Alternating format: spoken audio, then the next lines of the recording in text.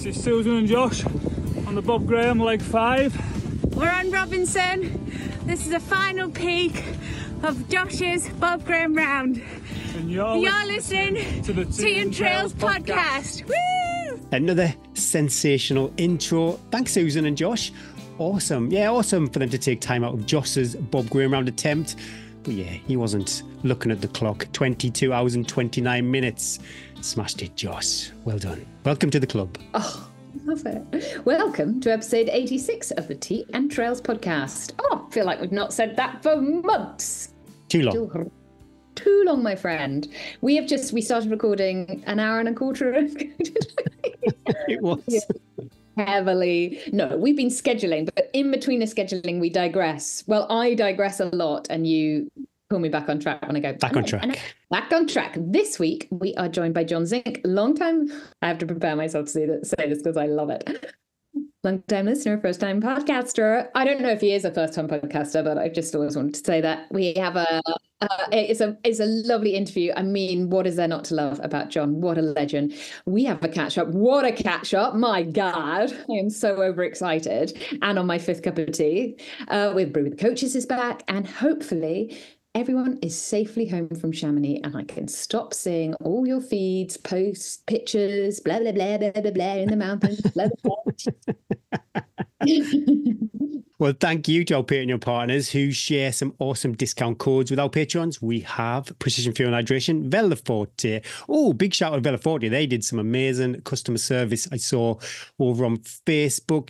Jenny Hartley, had a mix-up with her order. I think chews turned up instead of gels, but the guys from Veloforte, they did a little gel transaction in a car park here to help Jenny out. And Jenny will be finished the Dragon's Back race. You better eat those gels now. She better not come back like every one of them. £200 on sports nutrition, and I ate 2 gels. Definitely worth a shout out. The guys from Veloforte there, went above and beyond. Protein Rebel, Tiki Boo, Mountain Fuel, Outdoor Active, Silver, Sweden, Active Route, the Centurion Running Store, sportshoes.com, Big Bobble Hats, X Miles, Fawnside Farm, Cottages, Ugogu Projects, Hellfire Events, Red Bear Sports, the Alban App, Retainer Group, Cycle Protection, Summit Crazy, Beat It Sports, Lumi Activewear, Phoenix Light UK, Bridgedale Socks, Nav4, NAC Nutrition, and Ultra Trails 2. Big shout out to Precision Fuel and Hydration and Protein Rebel. We use their products every day to help fuel, hydrate, and recover. I'm smashing Protein Rebel. My goodness me, the protein shakes,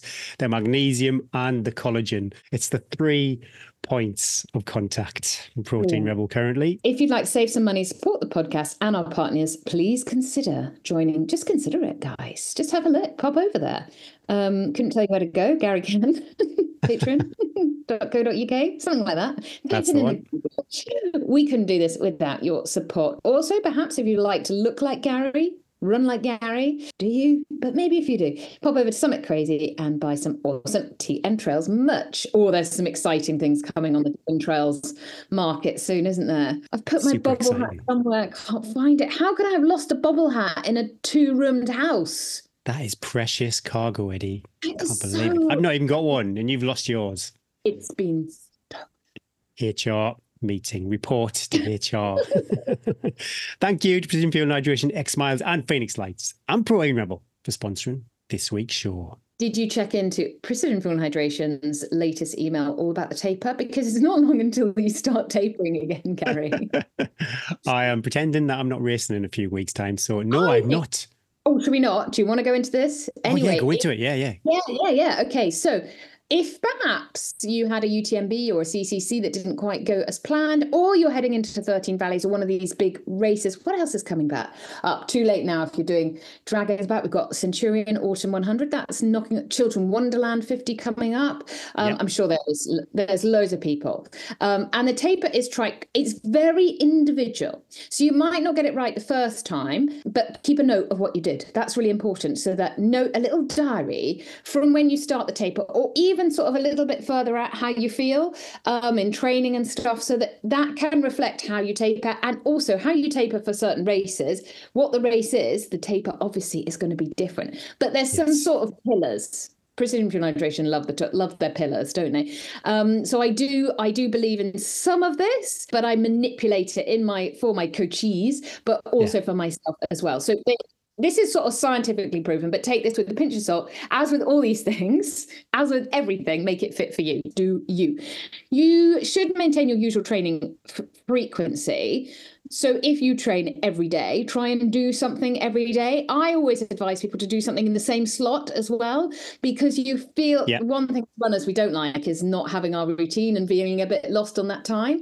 So if you normally run first thing, if you don't want to run, go for a walk or do some stretching, do some yoga or do a really short run, but keep those slots as they were, with a caveat that if you're really busy and you've got family or work to sort, do cut it back and don't feel you have to keep those slots, and use those slots to either get stuff squared away or to mentally spend that time looking at the map, planning your fuel, planning your kit, mentally, a little bit of quiet meditation, Because you're not going to get any fitter in this. I know you want to keep moving still, but you do need to reduce your volume. Again, this is very individual, depending on how much fun you do. It also really depends how tired you are, because some people go into the taper and like, I am ready, I need a big old taper. And this also depends on what you're going, how fresh you need to be for that race, whether it's an A race or a B race.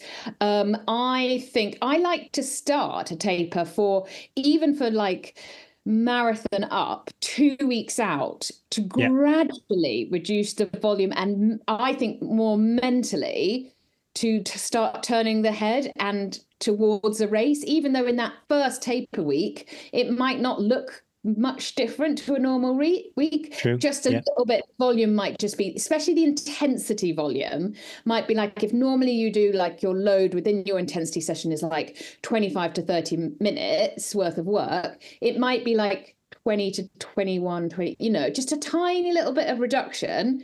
And then you just at that fatigue goes down a little bit, and then that taper into the week. If you only have the taper into the week and then the end of the week is the race, that week, I personally think that is not long enough for most people that are working and busy. You're not going to freshen up in 4 to 5 days again. Again, very individual. Maintain your key sessions.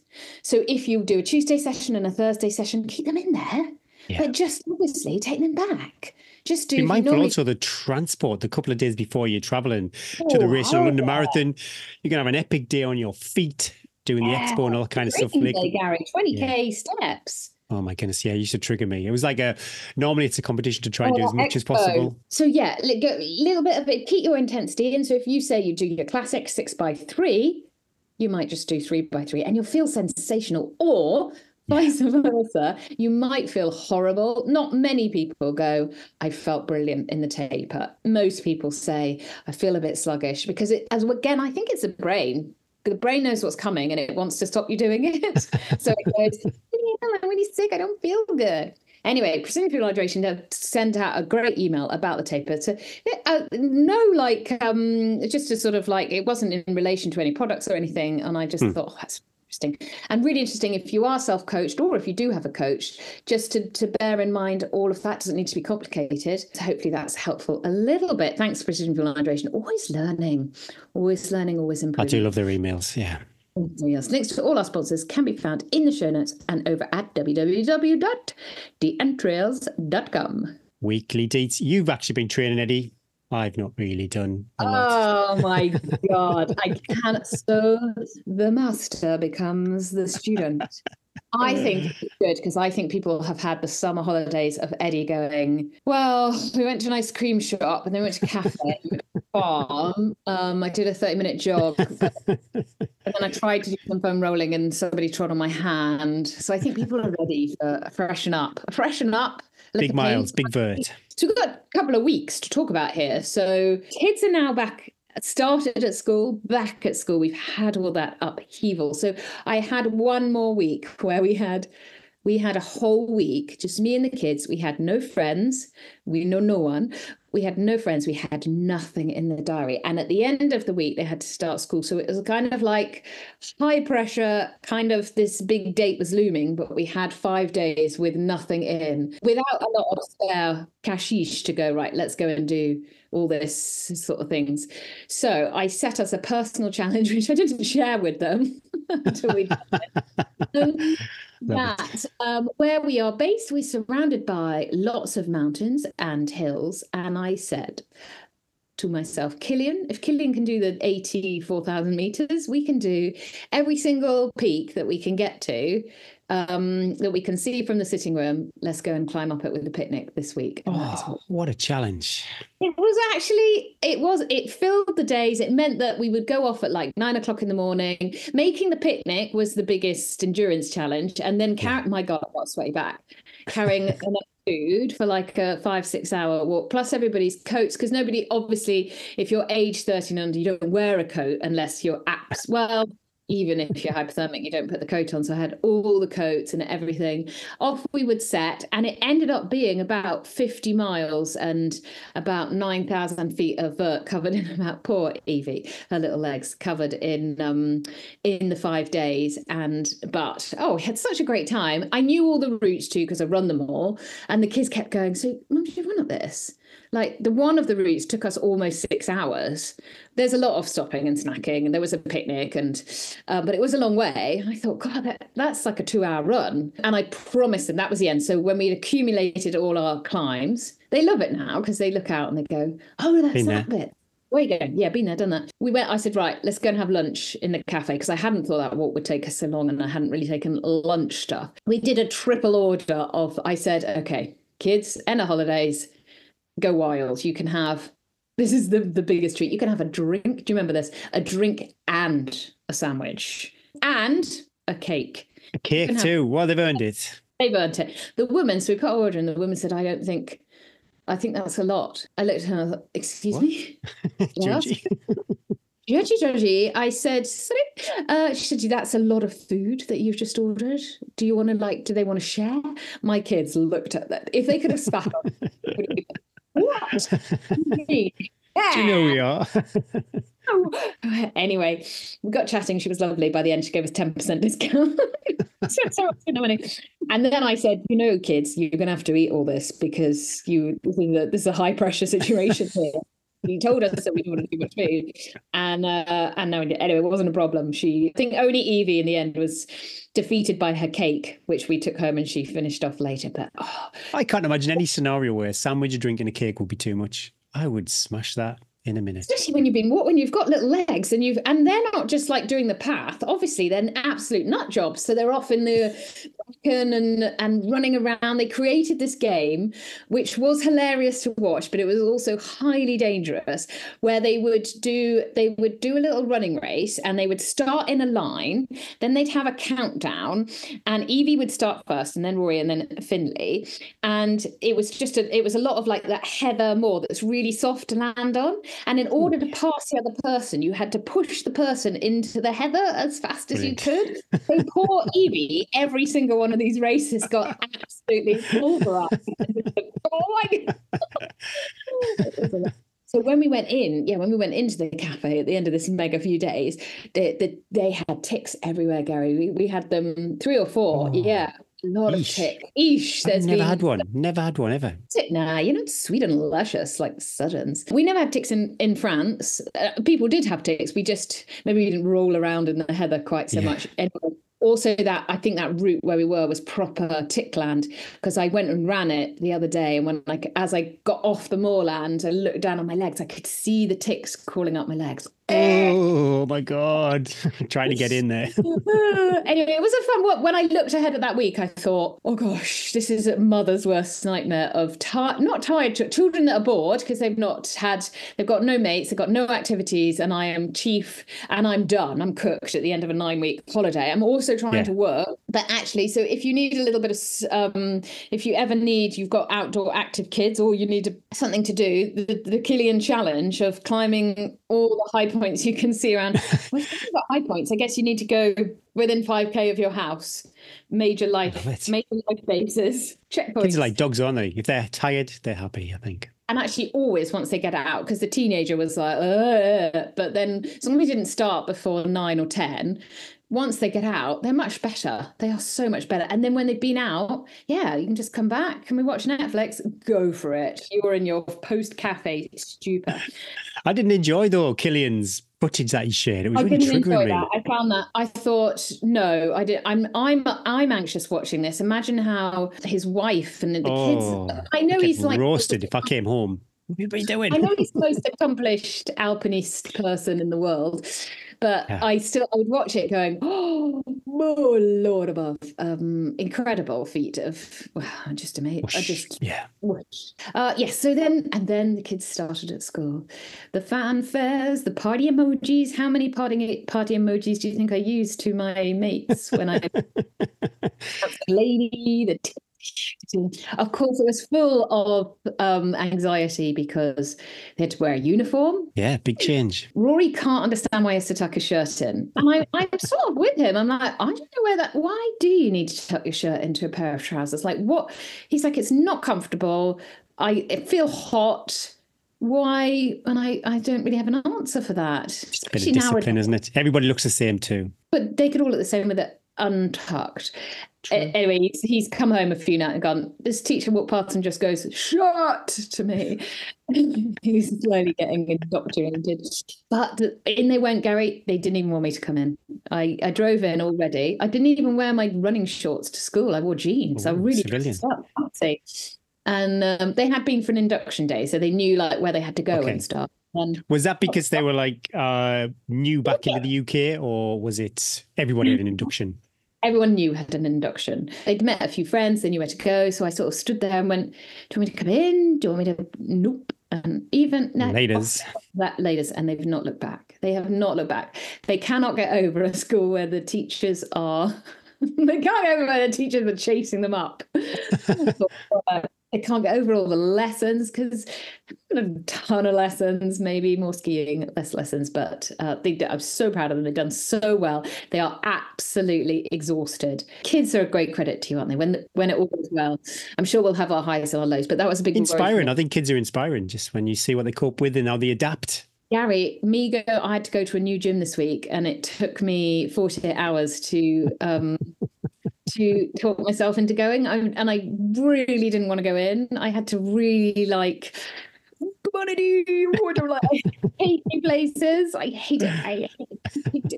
But I did it anyway. So and the funniest thing is going back to school is I've not really been back to a school because I carried on teaching until I had Evie. So that was 8-9 years ago. And I've not been back to an English school really since then. And so going back in, not being the teacher, me being like, oh, guys, yeah, I'm one of you. Don't worry about this. I got it. Don't need to worry about it. I'll go in the bathroom. I found it, I was a little bit like, oh, it's funny being here and hearing the teachers like talk and things and thinking that used to be me. And then I thought, would I like to do that again? And then I thought, no. I was going to ask you, do you miss it? Do you think you'd ever do it again? I really enjoy driving away from school, dropping them off and driving. I love what I do now. I love what I do now. I love being my own boss. I love the people I work with. I love all the different opportunities we have. So yeah, I had a moment when I was like, that could be a lot easier. It would be really concentrated term times, but you'd have holiday. I wouldn't be, sitting the weekend writing plans and the emotion. But it's all different, isn't it? Really. Can you imagine being part of an institute, though, like a big organisation? I can't imagine. I'll be like, well, I need to fit a 90-minute run in today. I don't seem to have that slot. I love it when we speak to people. Maybe I think we've had Innovate on in the past, and they encourage the lunchtime run. I'd love to work somewhere like that where sport I could only was go part to a school when I would encounter it. But both the little Rory and Evie have signed up for running club, which made me super proud. Eve's was slightly less keen, but I said, just do it because it will help your other sports. If you start it, it's better to start now. And you don't have to be, just enjoy it. You might find a new mate. Anyway, they loved it. They played lots of games. Rory actually pulled his hamstring because he was trying to beat the teacher sprinting. Classic. I love it. So then they're now back. Hooray. I mean, it makes a long day for them, but wow, that moment, listeners, you all know it, when the kids or perhaps the relations that have been staying and the house is quiet. I try not to do too much of drinking tea, staring at the wall, Gary, when there's quiet and you just have the moment. And when I come back from school run, I'm like, cup of tea, must start work. And then I'm like, it's easy to procrastinate. I've got 20 to minutes check has myself. And I've gone, I've just been going, the peace. My brain loves just useless Instagram stories. Oh, I have to take Instagram off my phone, otherwise it would. It would just not be stories from people I know. It's like maybe some content creator. They're taking a dog out for a run. Somebody up a mountain saying this hack. I'm like, what? No. You must not have time for that. Anyway, so the Kilian challenge, I didn't do a ton of running that week. I probably ran about 40 miles, but I did walk a lot. And I made that backpack as heavy as I could. I was thinking of Russell. My body still didn't feel quite right. I was still getting a bit of knee pain going downhill. Yeah, the IT band was so tight. I was doing what I could, but I could have done more, always could have done more on a bit of the mobility. I've done a couple of really good workouts. I'm seeing like 4-minute Ks coming back on my workouts, which make me happy because that's my like good workout pace I ran a 4-minute K on the treadmill yesterday and I had to jump up. I was so scared, Gary. It's too fast on the treadmill. It's too fast on the treadmill. Do you find that too fast on the treadmill? Well, not me personally, but that first one feels way too fast. It feels way too fast. I did put it back up, but I learned the also on a new treadmill, I learned the art of like, actually, I'm going to give myself a minute recovery, then I'm going to do a minute build up into this. So slowly up the pace rather than just go from 6-minute K to 4-minute K, because I think it sped up so fast. Yes. I felt like I was going to fall off the back. I don't think I could do it where, some people just leave it running and they stand on the side and then they jump on. That's what I was trying to do. As well. But then it kept saying, no user found. I was like, I long for my treadmill at home. I had it quite stressed down the gym the other day. I pressed pause on it. I need to go to the toilet. So I pressed pause and then went to the toilet and I thought, oh my goodness me, what if it started again? But I think it must have a pressure sensor, so it knew that nobody was on it. And I just had these visions of somebody stepping on the treadmill that was actually moving. But imagine that. Oh, yeah. Gosh, yeah. So joined a new gym. I thought I'd chosen 2 gyms that are on the school run. And I thought that will be till I get my weights back. I will try and tie it in with a school run. And I thought they both were the same price. I didn't go and look at them before, which perhaps I should have done. I just chose the one that I thought might be. I had a spa and a pool, Gary, so I thought this is good enough ready, surely. The fitness factory's called a spa, so that maybe isn't a good... Maybe I should message you first. Anyway, went in this. I didn't want to go in the gym. I felt out of my depth. Not out of my depth, but just I was so happy in my Aussie gym where everybody knows your name. Exactly, yeah. Oh, it's so comfortable in there. And then I had to go to this new one, and she gave me my tag to get in, and then I said, "Is that it? You're not even going to show me the way? Like, you're not going to show me in the gym?"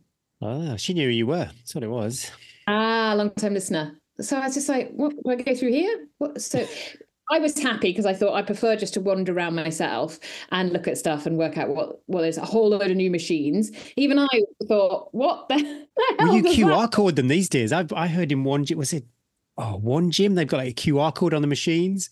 So you scan it to see what it does. Shows you. Yeah. Gary, I thought, there's poles, there's weights. I don't know. What would you do on that? And why would you do that? The gym was not what I envisaged, as in it didn't have any space. It had a little cubby hole on the side where there was some old gym mats. I always think with a gym, what you want most of all is space. And you want a big bit in the middle so that people can just get their weights and set up their station, lie on a mat. But this gym had so many machines. I thought, where do you actually do the weights? Like, after I did my treadmill session, 4-minute K, oh my God, I'm going to fall off the back. I thought you were going to say you rearranged the gym. And then I rearranged the whole gym. And I thought I'm going to have to go in this weights area, which had a lot of squat racks. That was great. There was, you sort of, I presumed you just take your own squat rack. So then no one's going to come and start moving a weight. Do you ever use anything else in the gym? I've never used the spa. I've never used the sauna. I've never even been upstairs.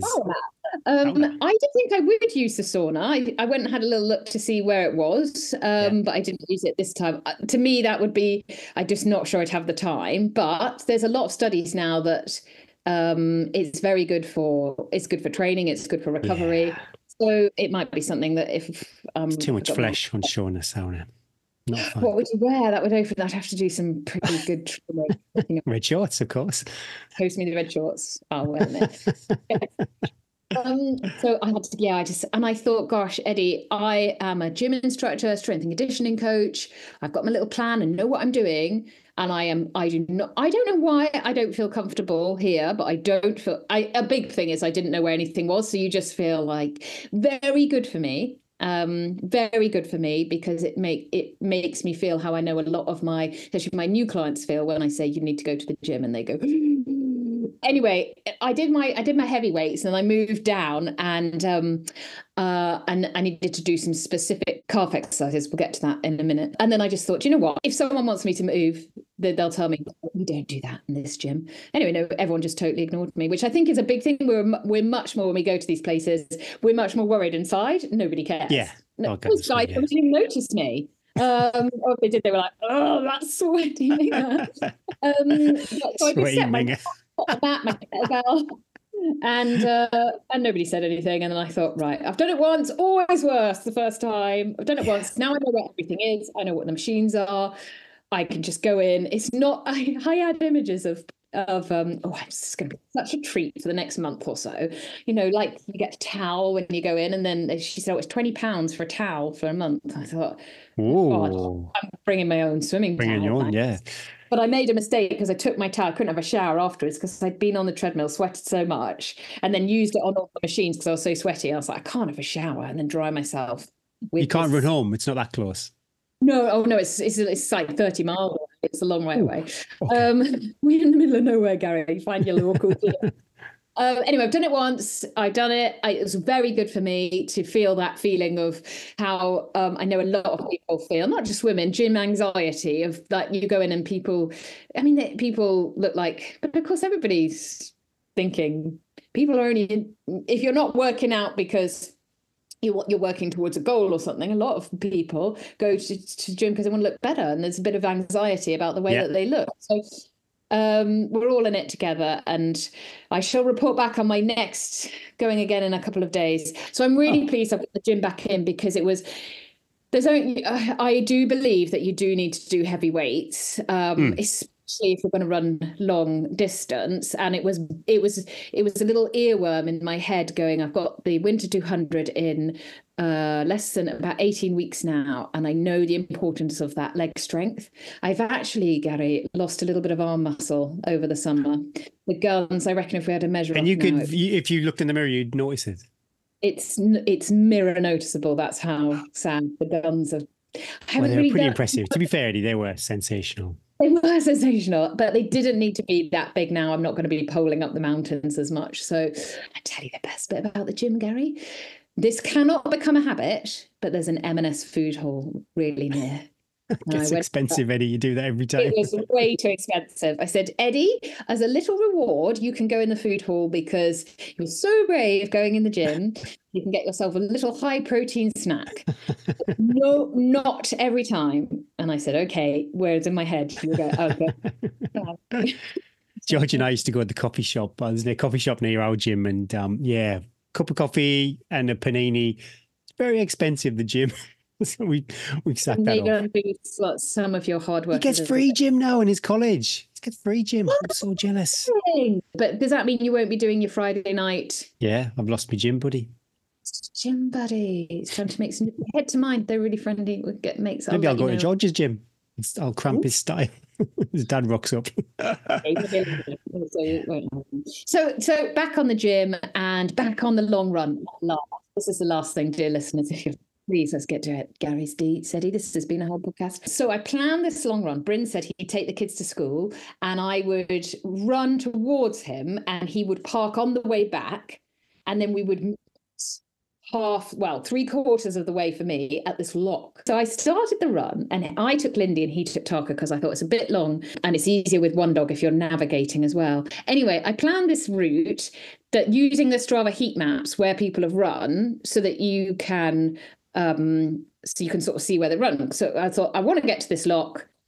This is how I'm going to link this all together. Yeah. And Add it to my watch. I think the heat maps are awesome because you get those obvious trails that people use. Stick to those trails, but there was a slight error in my in that I ran to one lock, and then I couldn't see.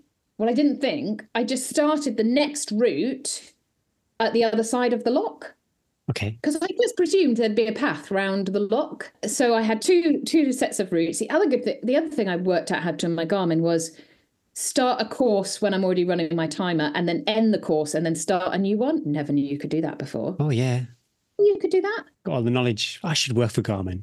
Imagine the Garmin stuff you could backhand to me. Oh, although we'd been flashy. Anyway, so I started running, and I was having my weekly catch up with my best friend. She calls me on her way to work on a Friday, and we have a half an hour. I was running along, and I said, I thought it was about 8 miles this route to meet Britain.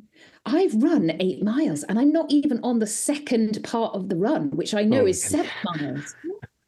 I was like, oh, and Bryn had messaged me. I'm at the start. I'm just starting. I thought, I think I'm about 2 hours away from meeting him. Started. He's going to be waiting in about 15 minutes. He's going to be at our meeting point. Worried. Oh, God. Oh, Eddie's done bad. Anyway, I rang him, and I knew there was no signal where we were going. I said, look, I'm really sorry. This has taken me a lot. It wasn't that it took me longer, because it was actually really good paths. Me and Lindy were crushing it. There's many more miles than I thought there were in this route. And thankfully, he had a day off. So he was like, it's cool. Me and Taki will mosey up, and then we'll just keep going.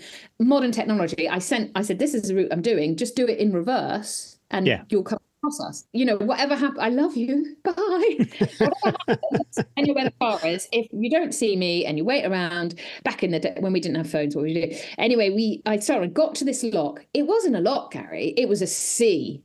It was enormous. I couldn't see the other end of it. Oh. And it was a little windy, rainy day. I have to get to the other side. I thought this is when I needed Garmin in. This is where I need, because I've got no signal. Yeah. I get stuck in this lock. Oh my goodness, Eddie. Well, of course, I'd set this route on Strava, so it's got to be completed. I can't turn around.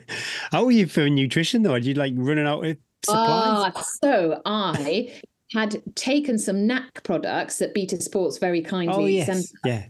And I got, you pulled it up right, Gary, because I got to the edge of this lock and I thought, when you're in trouble, Katie, Carl Saberstein, we've been in a few perilous moments together. And when we do, we have a snack.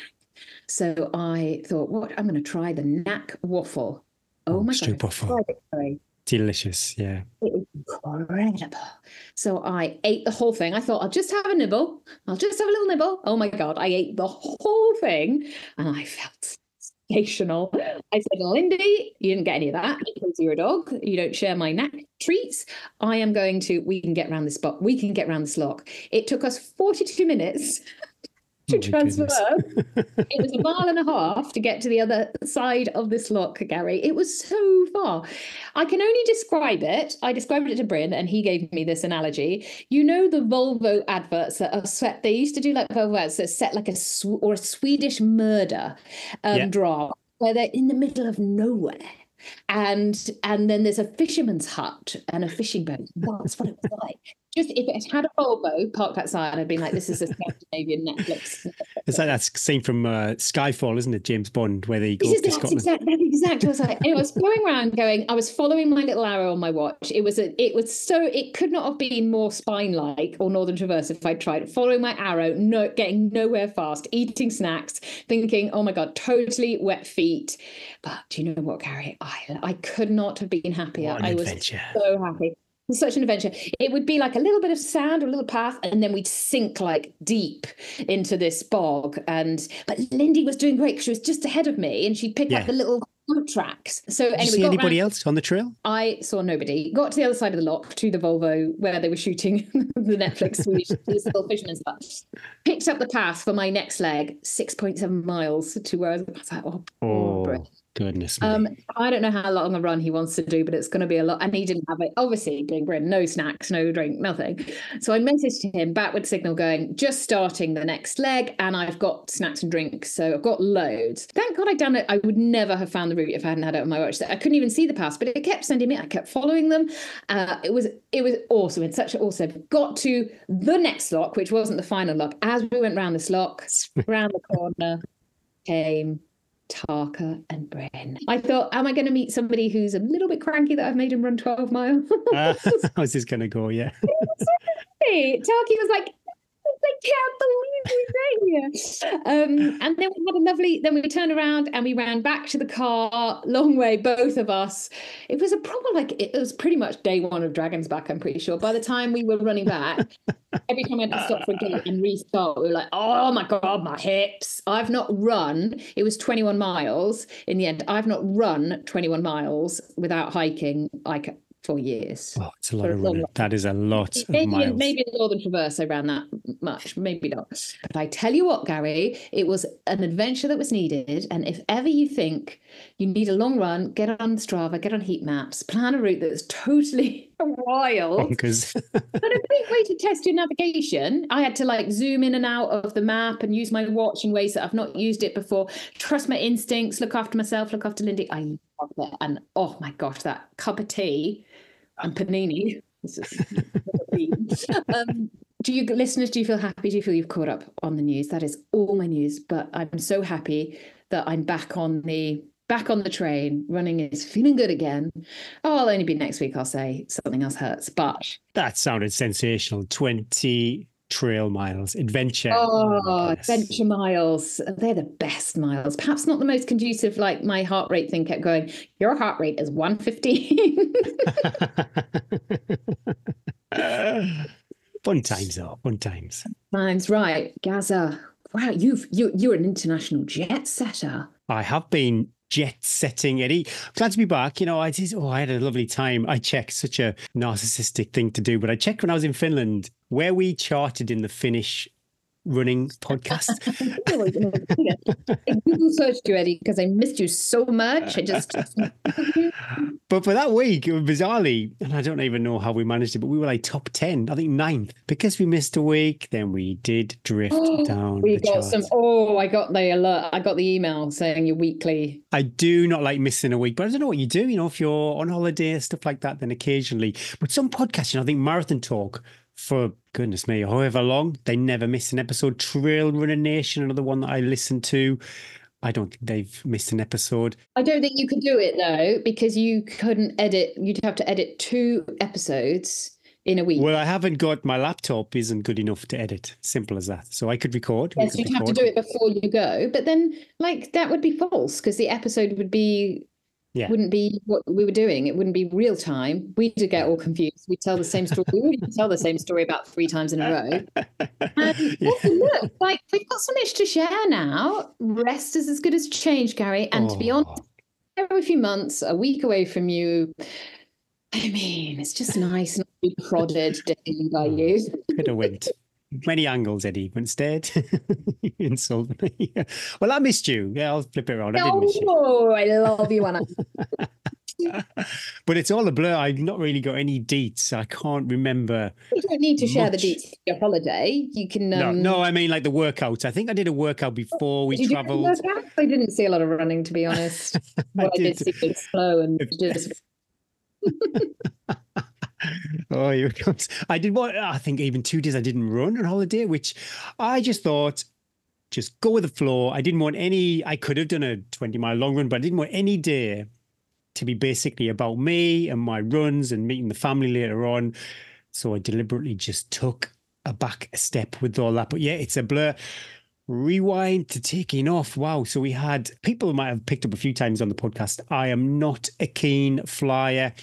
And the forecast, as we headed, the forecast was fine in the week. And then Thursday, Friday, things were taking a turn and we had a named Storm Lillian, as we pulled into Manchester. And I remember when the bus drops us off in the morning to the park and ride, and the little windsock was completely horizontal. It wasn't going anywhere. And have you seen those YouTube videos where people basically film airplanes when they're landing in rough weather? We had a front row seat for the planes landing at Manchester Airport, and yeah, it was a bit rock and roll. So I was pretty stressed out when I saw the forecast in the morning. Yeah, I must admit, I wept. Do the kids pick up on your anxiety? Do you share it or do you internalize it? I'm not free. You know, I kind of hold my shit together on the plane. I go a bit quiet. I close my eyes. Yeah, I don't really project it. They pretty comfortable flies. The first time I flew with the kids, yeah, I had to put on a big, strong, I pulled up my big boy pants, put on a brave face. But yeah, keep it to myself. But I get all the terror. I don't know if any of our listeners do this, but the week before I start dreaming about planes snapping in half, we come back. And I remember in Finland, at the time we saw these geese fly into warmer climates. So we thought, that's lovely. And then the day of the flight, I started thinking about geese flying into engines of aircraft. Standing at the toilet queue at the back of the plane, I'd visualize the door bursting open and me being sucked out into the engine. You know, I'm okay, but I'm just not a fan of being 37, whatever it is, 33,000 feet. Do you have it on your Garmin? Because my Garmin goes nuts when it goes. I love looking to see how. Yeah, Lisa asked me actually to check what the elevation was. I think it said something like 8,000 feet. It wasn't correct. But yeah, you just saw the line quite aggressively go. But yeah, not a lot of running, no workouts, not even, I can't remember doing a long run too. I think 10 miles was my longest run. With no excuse, sensational running in Helsinki. They've got lots of pedestrian paths, lots of cycle paths. Very easy to get around, you know, coastal trails, wooded trails right in the city too. So wonderful place to keep fit. There is free public running tracks. If you want to do a workout, you know, we always, oh yeah, you can just rock up. Some of them are connected to a school. One that I went past was part of the school. And as long as the school aren't using it, yeah, you can just go on and use it. No excuses for not running. Like I say, all the facilities are there, the running tracks, the lovely trails. I was just on holiday mode. I wasn't overly motivated to train. I didn't want anyone altering their day. So a city break is awesome. And have a week as a city break, that is exhausting. I was every day. And when we came back to England, that fatigue carried on for probably 2 or 3 days, just not wanting to get out of bed. But Finland was ace. Exploring Helsinki, it's not something that we've really done in the past. Having this Airbnb, family time, relaxation time, oh, lovely food, eating. I have coated my abs with cheese and cinnamon buns that you can't see them anymore. I've nurtured a nice little fat back. Belly. Well, yeah, I checked myself. I caught myself on the treadmill yesterday down the gym, and yeah, there's a little muffin top. Lots of beer. I don't drink much beer, so to say I had lots of beer is probably not lots of beer, but I drank every day. And then we probably had about 5 beers left before we had to leave the Airbnb. So I necked all those the night before we left, and that's a lot. That's a lot of beer. Sauna. We had a sauna, in the apartment, so that was nice. Just, you know, just fill your cup with lovely days, catching up with family who we didn't realize. A lot of this is COVID. You know, people didn't really move for a couple of years with COVID, but 5 years since our last trip to Finland. So long overdue. Yeah, great hosts. We stayed in our own Airbnb with the family, who a lot of them do live in Helsinki. So that was good. They came and showed us the sights. A highlight in particular was Otto, one of Mika's sons. He is a captain on one of the tourist boats in Helsinki. So he was the captain when we went to one of the islands. Fantastic. I love a captain, Gary. Oh. Well, he's off to maritime college, so he could be eventually kind of captaining cruise ships or these big merchant ships too. Yeah, super exciting time. But yeah, everybody, you know, had such a wonderful time. I noticed when I was there, actually, Helsinki Marathon was taking place, which I was blissfully unaware of. And it's probably a good thing, to be honest, because I've done Helsinki Marathon in the past and it's a great place to run, a great city. But again, we were there for 1 week, for one of those days to be about me. Guy. Don't be that guy.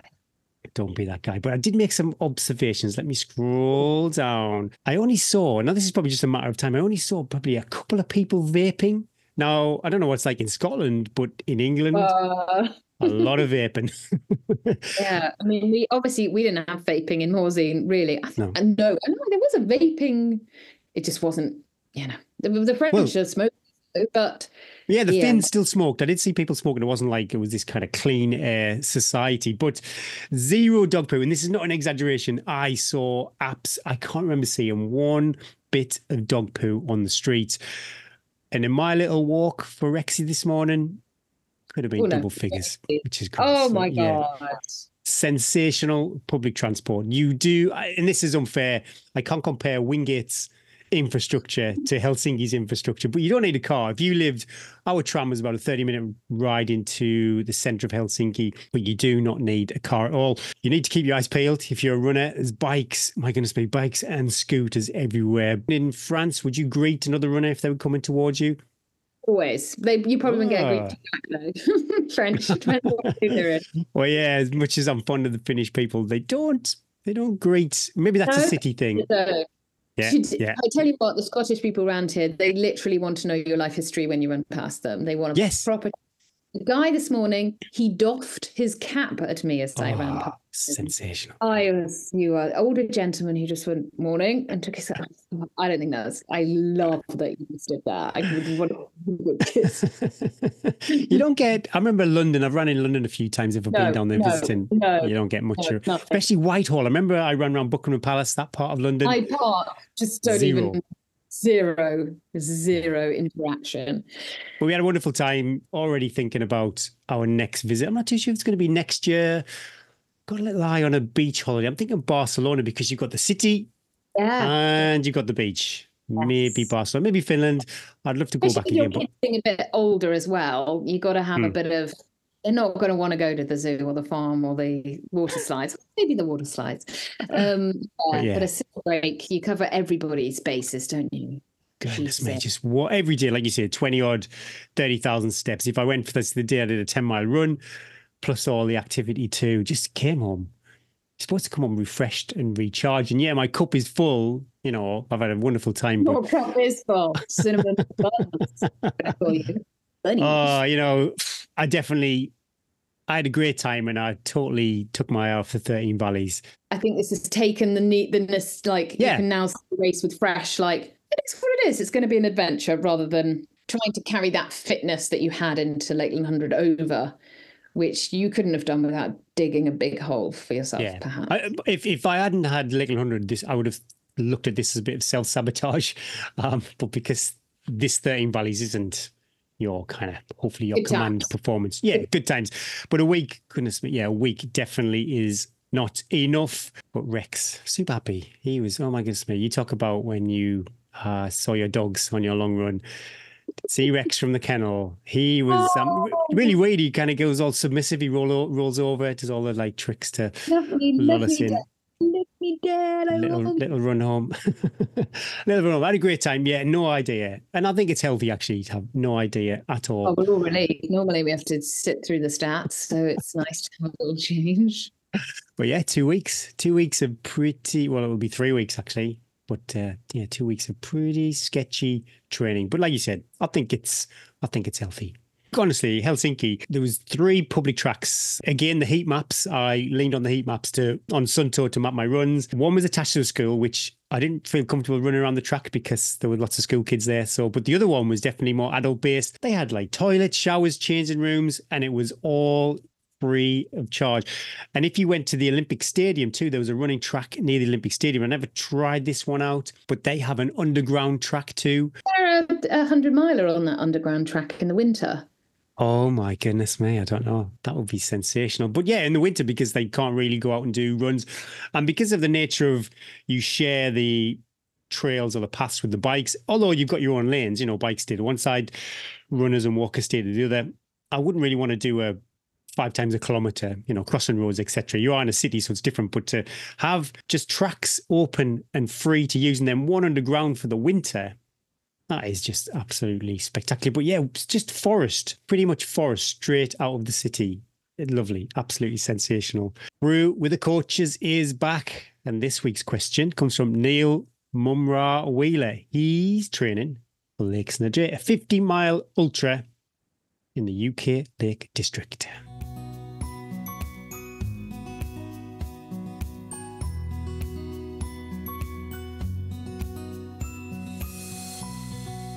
I'm 44, 6'2", 110 kg, dad of a 1-year-old and a 3-year-old after a recent string of big life events, accepting we couldn't have children, foster training, illness, suddenly getting pregnant, my partner nearly dying during childbirth, traumatic birth, my partner nearly dying 2 weeks after childbirth, our business failing, miscarriage, 2 short notice, high pressure career changes, and now into a high stress job. Oh my goodness me. Everybody is now safe and healthy, but I think in a moment of madness and probably in an attempt to exercise some sort of control, I signed up for the Lakes in a Day 50-mile ultra. I'm not fit, never been a regular runner. I was in the army many moons ago, but I'm basically going couch to 50 mile in 6 months. Yes, I am ashamed. And yes, your heart's right to sink and your eyes are right to roll. I've started training. 1 long run, 1 park run, 1 hill reps, 1 run or quick hill walk, 1 strength. I'm not asking you to condone an objectively unwise course of action, but it is happening, shit or bust. I'm hoping you might have some advice on the mental approach for a much slower mover at the back. It must be a strange thing for someone that runs to the standard you do to contemplate, but imagine someone going into a 50-miler aiming to beat the grim sweeper and just finish. Do you have any advice, tips, tricks that might help maintain the mental strength just to keep moving? Any tips or tricks for Neil? Hi, Neil. Obviously, massive year or two that you've gone through, and yeah, condolences for all of that. And I totally agree. Getting out in nature, getting moving can be absolutely brilliant for mental health and just give you that sense of control a little bit and feel like you're investing in yourself mentally and physically. So great idea. And sometimes you need big, hairy, audacious goals to excite you, to make you change your life up and do it the hard way. My priority would be just time on feet and making that measurable, and just trying to get that up during the week as much as you can. So whatever you are at the moment, how much time are you actually spending outside moving, if it's walking or running? 50-mile ultra, you're going to spend a lot of that time walking. I like to call it move with intent. So you're still trying to get somewhere. You're not just strolling around. You're on a mission. You might be walking significant periods in all realities. So it's accepting that, which is totally fine, and lots of ultra runners do. It's a kind of unwritten rule of our sport. It's a kind of dirty secret that we spend a lot of time walking, really. Building it pragmatically and sensibly, progressing your time on feet through the weeks that you're outside, moving on terrain that's as similar as you can get it to the race, and definitely moving. I've actually spent some time lecturing at Bangor Uni with some postgrads that are training for a marathon, having never run a marathon before, and trying to learn mental tricks in the classroom, and none of it works. You have to bring it out into the fields. You have to let the rubber hit the road. So there's loads of mental tricks you can do, but you need to bring them out and practice them in the real world when you're in pain, when you're uncomfortable, when you want to go home. Chunking is a massive one. It's probably the number one. I would think all ultra runners have really strong methods of chunking. It's just not thinking about how long you've got to go. Can I get to the next mile or the next 5 mile or the next check station? It's really investing in chunking. And disassociation is one that I use. It's just trying to maybe float out from behind your own head and look in on yourself and just be really appreciative of the amazing thing that you're doing, and just let that discomfort go for a little bit. Any mental tricks that you try, you can read them in a book. They're not going to work unless you bring them out and start using them while you're out there. And building that time on feet would be the thing that I would say concentrate on, above and beyond park run, hill reps, sessions, anything else. 50-mile ultra, it's going to be about volume for you. So that would be my advice. You should be able to get on course, actually. Wonder if Neil is still living in that area. So yes, you can definitely get on the course and then chunk it, like you said, chunk it down. It could be checkpoint to checkpoint. I use that, say, Little 100, and be familiar on that course. Again, yeah, if you're still in the Lake District, you can become very familiar. When it's going really bad, I visualize the sacrifices that I made, and I've got to make all that time worthwhile. I've got to, wherever it is, I've just got to get to the end if that's the goal for that day. Yeah, I do think about all the time away from family, the money I've spent, and all those things. Yeah, just to keep me chugging on. What about you two? Obviously, Trish and Eddie, massive journeys that you've both been on many a time. Any tips or tricks? I'd just like to say, Neil, huge respect for putting yourself forward. And from the off, mate, you 100% have the mental strength to do lakes in the day. I mean, look at the stuff you've endured mentally. That's a tough time. You're not getting through that without having some resilience, without having some mental strength. So 100% you're going to do lakes in a day, mate. You're going to go out there, you're going to tab it out, and it's going to be fine, okay? You've done way worse stuff. Soldier to soldier. You're going to tab this out. Way worse stuff, mate. You're going to tab it out, no problem, okay? Back yourself, okay? Back yourself, Neil. You do what you're doing. You're doing your long run. You're doing a park run, which is getting that heart rate up. You're doing some hill reps, a good hill walk, and that's going to be okay to get you through as long as you're consistent with that. The key to training is consistency, so stick with the consistency with that. Really, mate, one of the key things I think about when I'm going through a tough time is I always get inspiration from the people who are chasing the cutoffs. I just think the people who are chasing cutoffs, who are, fighting the grim sweeper at the back, I have the utmost respect for. I think they're the toughest people out there, the toughest people doing ultras for sure, because they are out there for, constantly battling. So, don't underestimate your mental strength and your ability. You've just got to stay consistent for the next 6 months. Keep working hard, keep that consistency in, and you can tab this out. When you get to the downs, stretch those legs, you will be okay. You just have a bit of back yourself. You've been through worse. You're going to do this. Just keep doing what you're doing. Like Russell said, the time on feet is crucial. It's the consistency that's going to get you through this. Consistency, and absolutely back yourself. Don't allow yourself to think you can't do this. Yep, it's happening. Shut a bus, get out there, smash it, get it done. Can't wait to see your medal. He's terrified now. Neil's like, oh my God, I cannot do this now. Neil, I was going to say exactly what Trish said. When you've been through some really traumatic life events, it gives you this is terrible to say, but use that strength of the terriblest of lows. Use that strength that it took you to get through.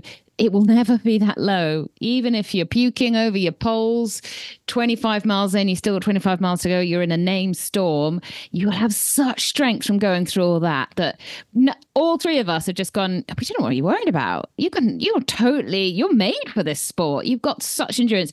And with the army background as well.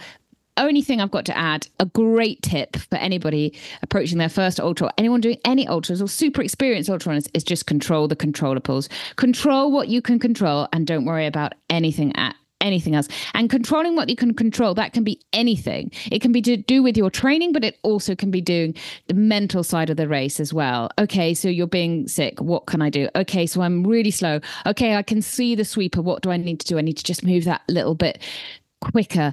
Okay, my trainer's rubbing. What can I do? I need to stop. I need to put some tape on it. Control what you can control, and your body will get you to the finish, and it will get you through the training as well. Don't put too much pressure on yourself, Neil. This is meant to be something that brings joy to your life and helps you. You've got a 1 and a 3-year-old now. Holy cow, you need to get out and do some training to give your dad a bit of headspace. Enjoy it as well. Try and enjoy the journey a little bit. And as Trish said, when it's Lakes and Days in October, isn't it? Right, we'll be waiting the next day for that medal on the Facebook page, and hopefully that will help spur you up. Trish will be there, and she will be so sad if there's not that medal. I will. I'll be waiting. Don't make Trish be waiting. Hunting you down, Neil. I'll find you.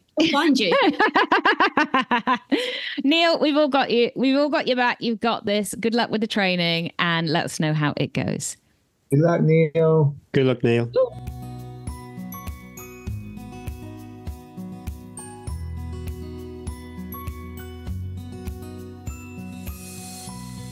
Good luck, Neil. Awesome. Thundercats name too. I'd love to know the story behind that. Yeah, 5 to 6 weeks out from Lakes in a Day?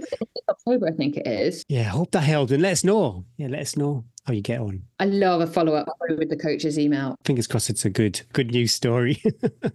If you have any questions for our coaches and you are a Patreon, you know, if it's a good question, you don't have to be a Patreon. If we feel there's some value. Holiday Gary, this is unlike him. Get in now. Well, it depends on the question, doesn't it? Yeah, email. Hello. If you're a Patreon. If you're not a patron, you send a question, and you're not a patron, I judge you. Oh yeah, just put sellotape pound coins to an envelope. Some Vaporflies. We'll take Vaporflies. Hello. I was going to go. Yeah, email hello@teantrails.com. This week's main interview is sponsored by X Miles, the one-stop kit and nutrition shop. Thank you, X Miles. Don't forget, patrons can receive 10% off their orders over at www.xmiles.co.uk. We are so lucky, fortunate, all the superlatives to welcome Jon Zincke to the podcast. Lots of you will resonate with his journey into running. I'm not sure many of you, though, will be able to map his enthusiasm for running for the mountains and his giving back nature to our sport, something which helped turn his life around and now he gives to others. I think we all need to be a little more Jon. Here is our chat.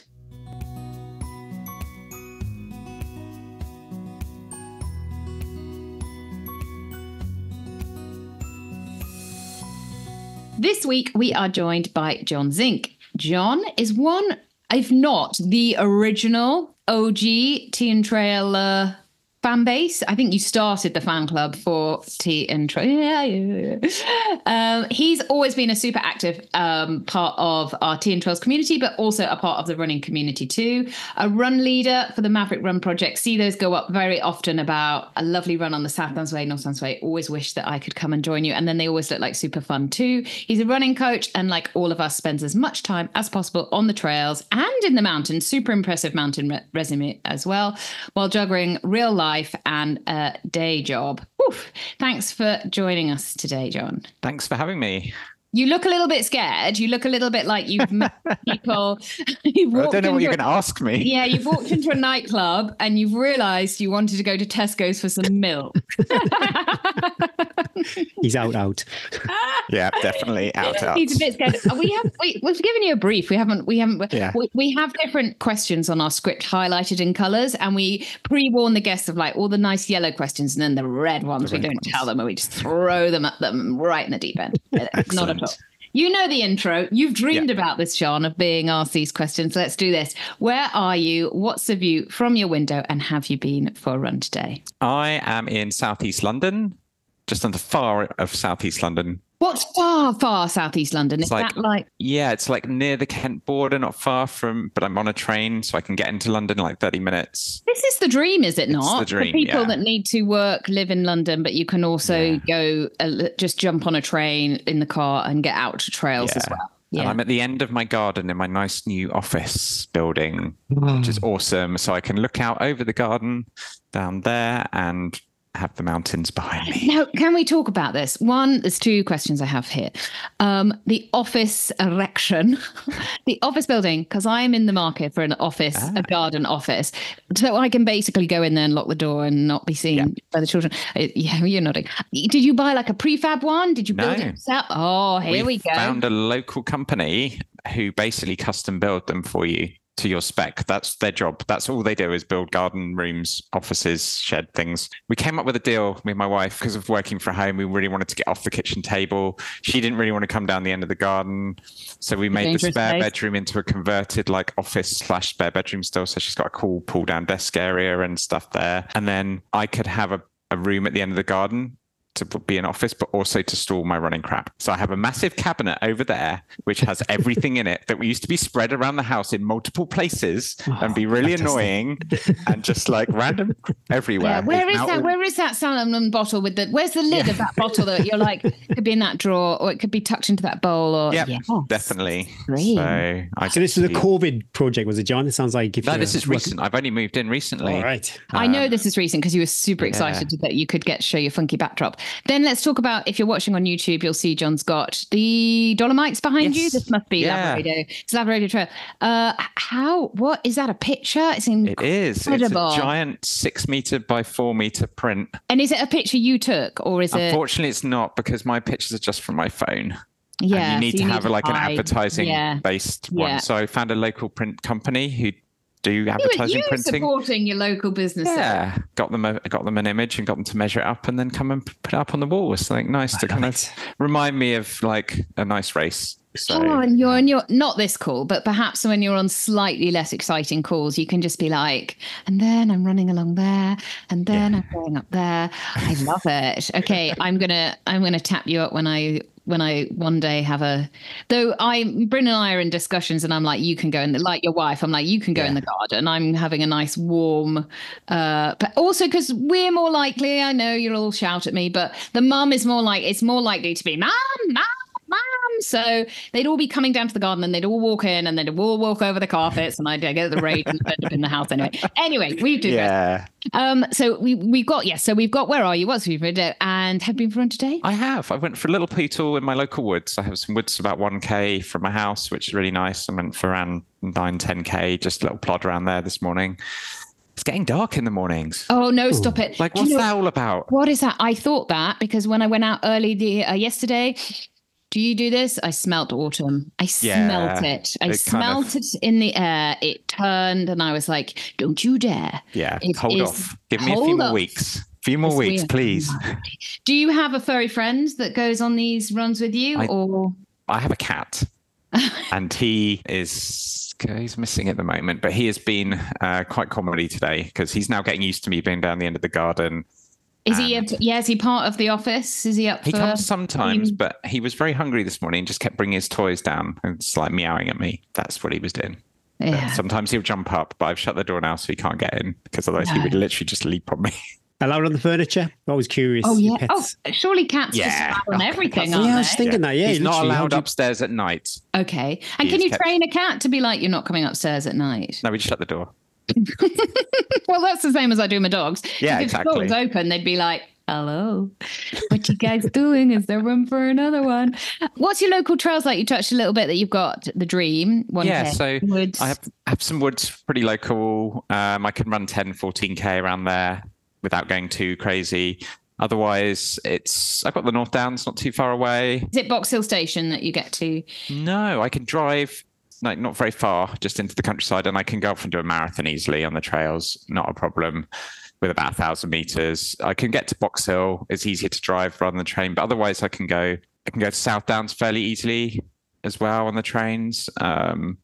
It's not too bad. I've even done the Peak District in a day up and down. That's a good effort. If you're really dedicated. If you're really dedicated, if you're training for something massive. Yeah. What does a typical week look like for you, John? Maybe like work and we love the deets. Yeah. Work and training wise. I work Monday to Friday, probably 2 to 3 days in the office, which is in East London, Central London, and the rest of the time at home, depending on what I'm doing. And then I usually train 6 days a week. Well, you have a rest day, do you, John? I do have a rest day, yes, Eddie. Incredible. Funny that, isn't it?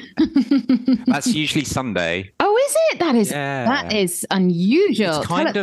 It's weird. It could change at some point, but it's because I used to take my daughter to diving school thing in Crystal Palace before it kind of shut down. So I would get up and take her there. So that would be like I could do anything I could do on Saturday. But on Sunday, I was always like, you've got stuff to do. So I now just get given other chores. I was running around Crystal Palace not that long ago. Has the pool shut down? The pool's never been open since it shut in COVID. And then I think they had problems with the gym area for the diving. So on Sundays, we used to have to do gym in the morning there and then come back and then go to a different pool somewhere else for what pool. A travesty that there's that 50-meter pool. Is it just sitting there rotting empty? Yeah. It's in such a lovely place in that park, and it's just falling apart. Just falling apart. I don't understand. Yeah. Well, and it's in such a not built up, but so many families in that area that you put some money into that, and it would become the leisure centre of dreams. So what does your week look like? Do you have a structured plan? Yeah, so I generally, if I'm on it, then I'm running 6 days a week and gym twice a week. but my strength coach also has me doing something called CARS as well to help with my mobility. What is that? Not even sure what it stands for, but there's a lot of movements of things, controlled and slow. Oh, those two words during strength. Oh, Gary's writing it down. Controlled and slow movement on our running vocabulary. Oh, I make clients do quite a lot of yoga that like doing it. I don't never make anyone do yoga. It doesn't want to do it, but I suggest it to them if they're yoga lights. And often the one is like, it was too slow, too controlled, turned it off. So what is it? There could be like some shoulder movements to kind of really shoulder movements. Sometimes you do it with a band as well under your feet. And then there's arm things, twisty things, legs, wrists, feet. All the stuff we don't do and that we should basically, do. I end up having to do that now like 4 or 5 times a week. Stop it. It's like 10, 15 minutes. Is there a reason why you're doing that? Or is it just... Yeah, I think it's to help with my mobility and my stability. I've had a couple of 2.5 races, I would say, where I've had a random issue with my left leg, which has not been an injury, but it's usually caused a bit of a nightmare with the last downhill of a very big race, basically, where you can't run. And we're trying to negate that, I think, along with the other strength program. I've gained about 50% mobility on some of my limbs in 6 months. Incredible. 6 to 8 weeks, I think it was, on the last test, which is pretty cool. So I am kind of doing it and seeing the benefits, which is kind of nice. I was watching Keely Hodgkinson. Is that right? Yeah. And she was jumping over hurdles as part of her training. Wow. And I thought, I mean, most of us would look at that, but I thought my mobility, like even the thought of like jumping over a small, even just this gym box, I have to like do this. Yeah. When you had the assessment though, Jon, was it like when I've been to the physio, he very kindly comments, but it's always this typical, you're a 50-year-old bloke who does lots of miles and my mobility isn't great. Was that same assessment? Pretty much. Yeah. It's like you're pretty terrible at this. There was a classic one as well where I had to do the standing on one leg with your eyes closed. How long can you actually stay balanced for? And it's to do with your foot mobility. The improvement was massive. So I do that. I guess some of my runs, I tend to do 2 speed sessions a week, 1 long run. The long run sometimes can have efforts in, depending on what it is, what the coach has got me doing, or turn them out and vert or whatever. I was just going to ask, are you coached or do you write? Yeah, I've been coached for a while now, I think, since I had my post-London marathon meltdown, I guess. So when my arms hurt more than my legs and I was like, I'm doing this all wrong. My goodness me. And so, no, I am coached. Yeah, I can't, with having a family, having a job, being a coach, running, I can't do it myself as well. There's I've like been in no that time. position. Yeah, I've been in that position and sought out coaching myself before when I've either needed to put more thought into my plan. It's something that I've not done before, or everything else. I've just been like, I just need to be taught, and I enjoy it. Oh, I love it to be just tell me, just put on my watch. I also like to learn as well. I like to learn off other coaches. I always learn. I've had a couple of coaches that have said they wouldn't coach me because they feel that I would be, it's like competition. They'll be like, and I was like, what? Like, firstly, don't flatter yourself, buddy. Yeah. But also like, what would you not like? We could learn from each other. But where like I've worked with Jason Cavill quite a few times. I worked with him before at Leighton 50 and before the Spine, and it's a collaboration, which is probably the same with your coach, Jon. Is that you know what you like, so you're really super easy to coach because you're like, I know what I like. Compliant. It's totally compliant. I'm pretty quiet. I just do the sessions and you just get on with it. But also it does give you fresh, like, you're like, oh, I really enjoyed that session. I've never done that before. Or that was heinous. Let's give that to everybody this week. It kind of gives you perspective. And I think I also at one point did have a bad coach. That kind of comes into the whole me wanting to coach, but I had a bad experience with a coach. But since then, it's all been positive. So I think you should collaborate. There's no point hiding things. Like, there is no competition. Like, the only competition is yourself and being the best person you can be as a coach. What was it? You don't have to throw them under a bus, Jon, but what was... I've never been coached, so I'm always super curious. Yeah, he says that he doesn't pay me, but every week, he's like, "I'm going to do this." Do not. But what would make for you, I suppose, what is a bad coach What's a bad coach for someone might be a good coach for someone. I suppose it depends what you want from a coach. But yeah, what was the problem for you? Not listening. Okay. Yeah, not listening. And you go, oh, I've Not told you listening. this. You feel like you're not heard. Yeah. You're not heard. And they haven't actually looked at what you have been doing. Yeah. When they put plans in and not seen and not understanding things, like basically, I think it's a relationship, isn't it? Yeah. And if you feel like, I know this is, but you want to feel valued. You want to feel like that person is putting, not just putting like the time and effort into you, but is, you're giving them your sort of like hopes and dreams. And so you expect in return that they're going to invest in you. So if they're not looking at sessions or they're not listening to if you say this or that, then okay, like I hold my hands up. Sometimes someone will go, Eddie, I told you that, and I'm like, you always you make did. mistakes. I didn't write We it always down. make mistakes. Yes, you told me you couldn't do that on Thursday. Let's move it to Wednesday. No big deal. Yeah. I wouldn't want my athletes to think I was superhuman and perfect. Yeah. You're close out. But let's rewind. I want to dig deep into this London Marathon story. So can we start? How did ultra running find you? When did it come knocking on the... Oh, God. Running is a weird one. So it goes back to school, probably, weirdly. I was rubbish at football, average but quite enjoyed hockey, played some squash and some badminton, terrible at tennis for some reason. We had a cross country at my school that was round our muddy field, like 2 laps or something. And I always kind of enjoyed it, weirdly. I didn't mind it. I somehow fell into like, when it came to the actual track running, even though we had a random grass track that was on a slight slope, running like the 3,000 meters and the 1,500 at school. And those are the kind of things that I enjoyed. I think my dad roped me into like a longer fun run at some point in the local village. I kind of always enjoyed that. But then obviously you fall out of way with kind of things and you go out partying and everything like that, and stuff happens and you just kind of don't really do anything. And then I think it was after the birth of my daughter, I at some point just was like, I kind of want to do some running. Maybe I just wanted to get outside for a little bit. I didn't want to say it. I was waiting, hoping it would come. My wife did the same thing. Yeah, we all need that moment. I had that like nightcap that used to talk to you in your headphones. Yes, when I Paula think that's Radcliffe still a used to thing. like, I think that's well done, good job.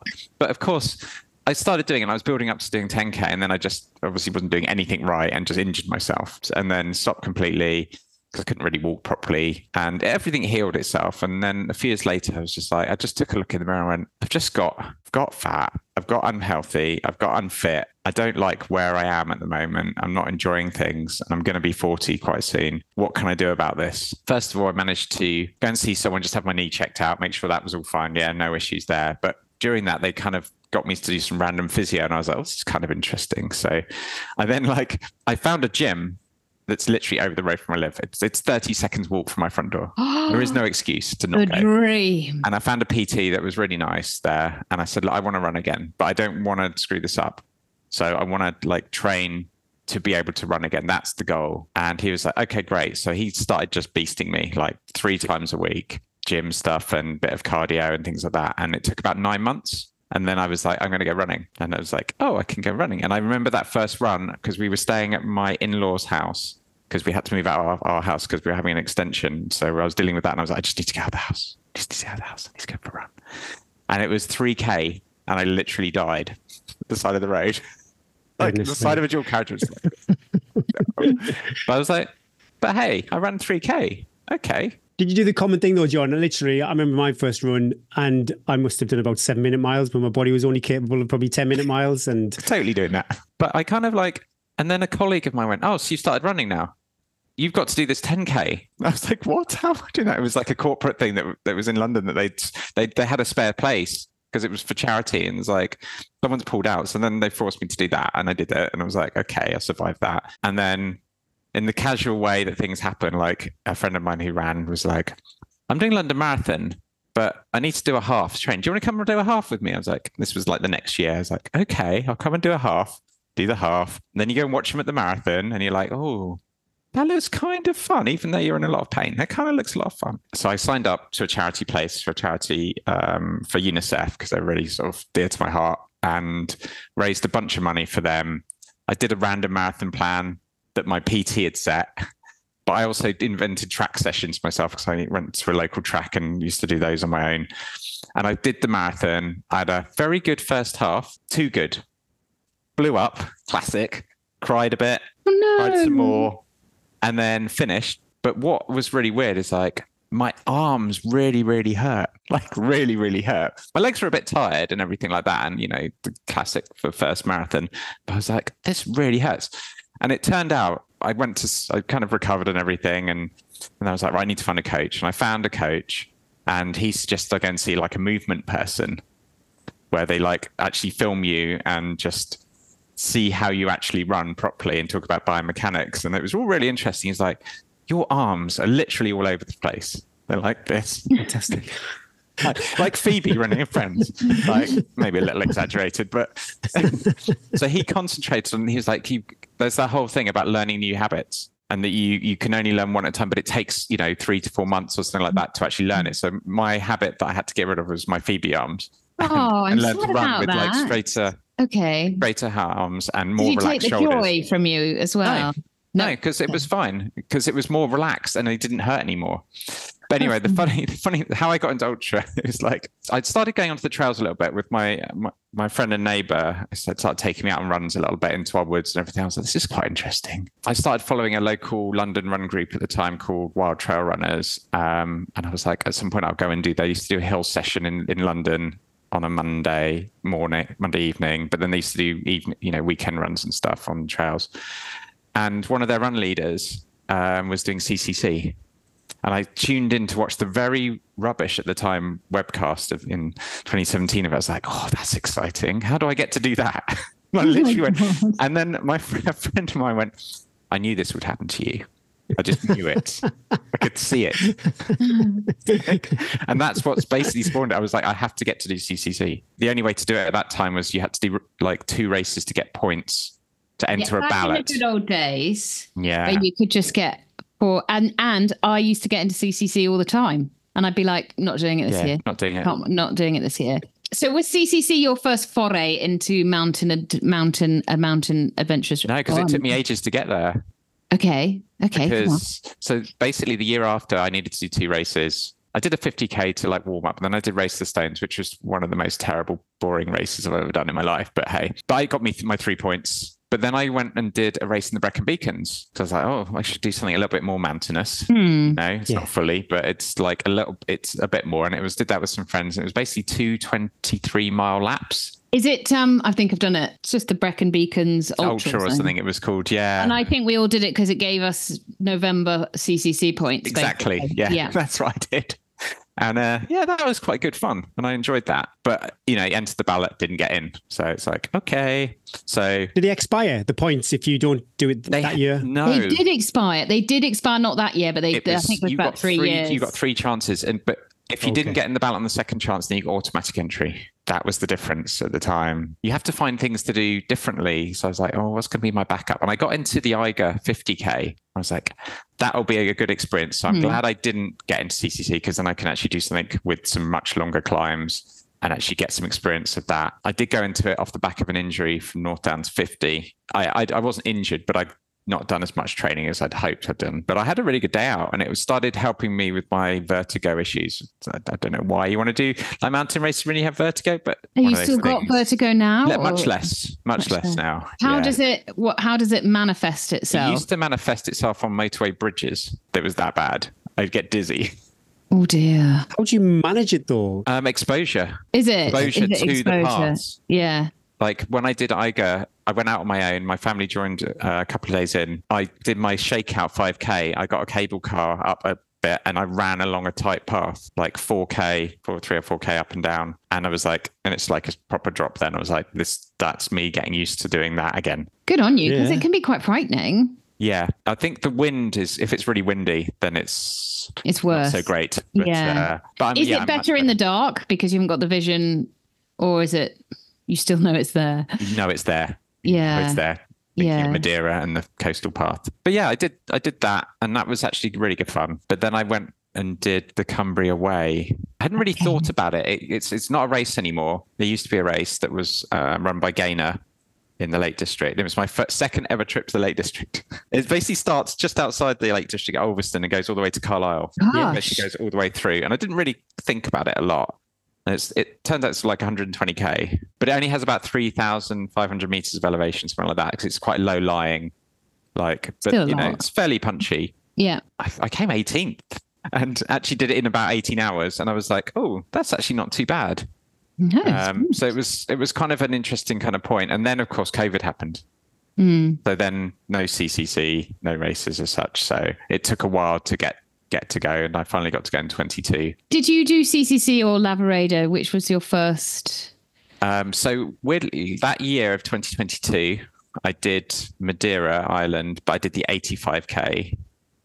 And that was a big race. That was some big climbs, a lot of steps. I did that year. And then I got to do CCC in the summer of 22. Lavaredo was 23. Did you do the Lincoln 50 on Yes. 2022? Yeah, that's right. Oh, wow, so that was that was a super big year. Let's talk about your race choice to your living environment. I totally get why you want to do races like that. How do you train for those hills where you live? I think in 22, because I did a lot more mountainous races as such, you get a lot of kick over. But I discovered going to the Lake District properly, like to go and just enjoy time in the lakes in 21, and started doing that a little bit more there. But generally training, I have my gym. Your gym. My gym. People I'm the only person there at 5 a.m. No, I'm not. There's about 3 or 4 of us. I have a stair machine there. Well, there's 2 stair machines. So I used to use the stair machine a lot. I also had a hill that was over in Otford Way, Kemsing, which is on North Downs. It's not long, but it's steep. And you could do like a session on it, basically, that would give you some pretty steepish climbs. But otherwise, it would be, you just got to. It wasn't until 23 that I discovered a really good way to train, if you can do it, is the whole training camp thing. When I trained for Lavaredo, I discussed with my coach at the time about a training camp, and we concocted the plan. And then, as I always do, I rope in some friends. It's like, I've got a really good idea. Company. Let's go to the Alps. And we did a long weekend. We did 4 days. Just out of season, so it was cheap. There was a little bit of snow in a few places, but we did as much vert as possible in those 4 days. And I completely destroyed my quads on the first day, but then it got a bit easier on the second day and on the third day and the fourth day. And that was about 3 or 4 weeks out from Lavaredo. And that meant that during that race, I literally had no problems with my quads. I had my stupid knee issue, but my quads were in amazing condition. SKI, stupid knee issues, always. Yeah. You can get around the knee. You can't when you've got to run downhill 900 meters straight down over whatever it is, 7K. It's like, no. Horrendous. It's a good idea. If you can do that training, I'm fortunate, it's an hour and a half journey for me. It isn't too bad. So most weekends I can get over there. But if you can do that, like you say, 3 or 4 weeks out, if that's all you can do, that'll help you a bit. Yeah, if you can find somewhere where you can go and do some repetition for a couple of days, then I've started doing some treadmill hill sessions as well. It's not just your fault, Gary. My coach has started giving them me as well. But I love them. They're probably just writing down notes, listening to Gary's sessions. Eddie would never have this problem, but the hills where I live, it might be, I don't know, it could be, say, 5 times 8 minutes up a hill. But the recovery, I just haven't got a hill to have a 2-minute recovery, then keep going again. So the treadmill, it's essential. You haven't got a hill that's long enough to keep. Basically does. I think I coached most of UK trail runners, and I have a handful of. But if you are listening and you're doing long hill reps, don't think you need a hill that has to be. No. Undulations, downhills, you can mix it up. So you might have like a 3-minute hill, and then you're like, but then I have to go downhill a bit, but then I can get to another hill. Just keep the effort there, because even like UTMB, it's got smaller ups and downs. It's all good strength work as well. So actually practice transitioning from a steep hill to a medium hill to a bit of downhill to a bit of flat it's not wasted time, good friends. I also had another hill, and it was a version of, I guess, a Kenyan hill type session. And I called it a trip on the mini ramp, like a skateboard ramp, because I had a hill that was double-sided, and I could basically run there. It's not far from my house. It's a road hill. It's not particularly exciting, but it's pretty steep, but it's runnable steep. And he would have me do basically a tempo session on that for like 30 minutes, up and down. So you're going down hard, and then you're literally going straight into up the other side without turning or stopping. You're literally straight into it. And I'd be like up to the top and then down again, and do that for 30 minutes and then easy back home. And those kind of sessions really, really helped as well. They were evil. You've got to put the work in. So. Well, that going downhill hard, I think, and I'm guilty of this. Probably the only time I really go downhill hard is on race day. So, yeah, I think they're good. Oh, I'm just running in front of you, Gary, just trying to beat you down, basically. Half stepping me. Do you think you'll go back Lakeland 100 or Lakeland 50? Sorry. I don't know. I really don't know. I enjoyed my Lakeland 50 experience. It was a really good, just fun run out. I didn't have any. It was just a good sort of run because it was only 4 or 5 weeks before CCC. Yeah, it's not ideal. I wouldn't ever say that. It was one of those years that year was a nightmare because of COVID stuff. I had Hardmoors because of that was deferred from 2020 to 21 to 22. And then Madeira, which was a place I run in a random Strava competition, and then a little break to Lakeland, and then CCC, and then the Cheviot Goat. Oh my goodness! And that's why I kind of changed my whole ethos on racing after that year. But back to I can't do that much. No one should be doing that much, really. Like if you want to achieve something and also actually have fun and enjoy the training process as well. That's why I pretty much only race now, twice a year. And that's fine. Yeah. I only race twice a year. That's good. That's all I need in my life. Yeah. I don't have a headspace. I don't want to but I like to put all my eggs in the basket of that race. So I'll do it properly. And I will. Yeah. And I do think I understand that people love races and it's part of their social and it's their time out. And sometimes as well, if you're busy, if you don't have a race in the calendar, you don't get that slot. So having a race validates you leaving family or getting some time off work, whatever. But I do think as well, though, if you have too many races, it's too easy to fluff them, to stop, to not do anything properly, to just generally be tired as well and go from race to race rather than. I think it's almost a braver decision to do less and do it well. Yeah, I think you just naturally find your balance over years. Here he goes, when I look, Mr. No, when I but I reflect on my journey, and it was initially, it felt like I would do a race, could be every other weekend. It felt like, but now, yeah, I definitely don't feel the need to race. It also takes us like 4 months to recover now. Before and I think there's a mental aspect to it too. Like in 2018, I did too much, like way too much. Like it was road racing, there was trail races, and that combined with a not particularly great work situation caused a mental breakdown. And I never want to go back to that place again. The stress of training, the stress of work, and too much on, just not sustainable, I think, in my opinion, really, I think. And there's too many other fun things to be out there and enjoy. You can go for little fun runs with your friends. You can organize little trips that aren't races. The recce's are better than the race. I love the recce's. Gary, how sensational was our Northern Traverse? Oh my goodness me. It's obviously a bit wild, but also some fun times. Yeah. Well, the cafes really, the running. My cheeks didn't think they were fun times. On the what was it called? God, my goodness me, going to the pub. That was raw. Oh. Do you ever? You mentioned about the roads being a bit stressful. Yeah, but do you ever keep an eye on or a toe in the road races, John? No, I haven't raced the road since Chicago 2018. Gosh, you keep adding in more of the races in 2018. Yeah. I'm like, and that one I actually paced someone anyway. I paced a friend around that marathon because there was no way I was running that. But yeah. So you've done London, Chicago, the rest of the majors or not? So I was going to go and do New York in 2020 as a little holiday because I got made redundant and I had a load of money and I was like, I'm going to go and do a sports tour thing and go and do New York, and me and Gillian can have a nice weekend away and I'll just run a casual marathon where I won't kill me. I'll just, this is what happens. And then COVID happened and I was like, nah. And then I was like, I'll just use that money for a family holiday instead. That'd be far more fun. I coach people for road marathons and road races. I keep up to date on everything that's going there with road running and all of that. But for me, it's bad enough I have to go and run in the mornings and do a session in the winter on the road. It's oh God. It just makes me sad looking at my pace. Can I just ask one more thing before, and then we'll go into the coaching stuff? Yep. Recently on my Instagram was going mad for your Tour of Mont Blanc, talking of recce's and adventures. Tell me about it because it was, when I did it, it was possibly one of the highlights, much better than UTMB, that's for sure. Yeah. Tell me about the route, what you did, how many days, what'd you say, what'd you eat? Yeah. The idea came because when I did CCC, a bunch of it was at night. And I was like, I'm not seeing all this stuff. So I'd quite like to go and see a bit more.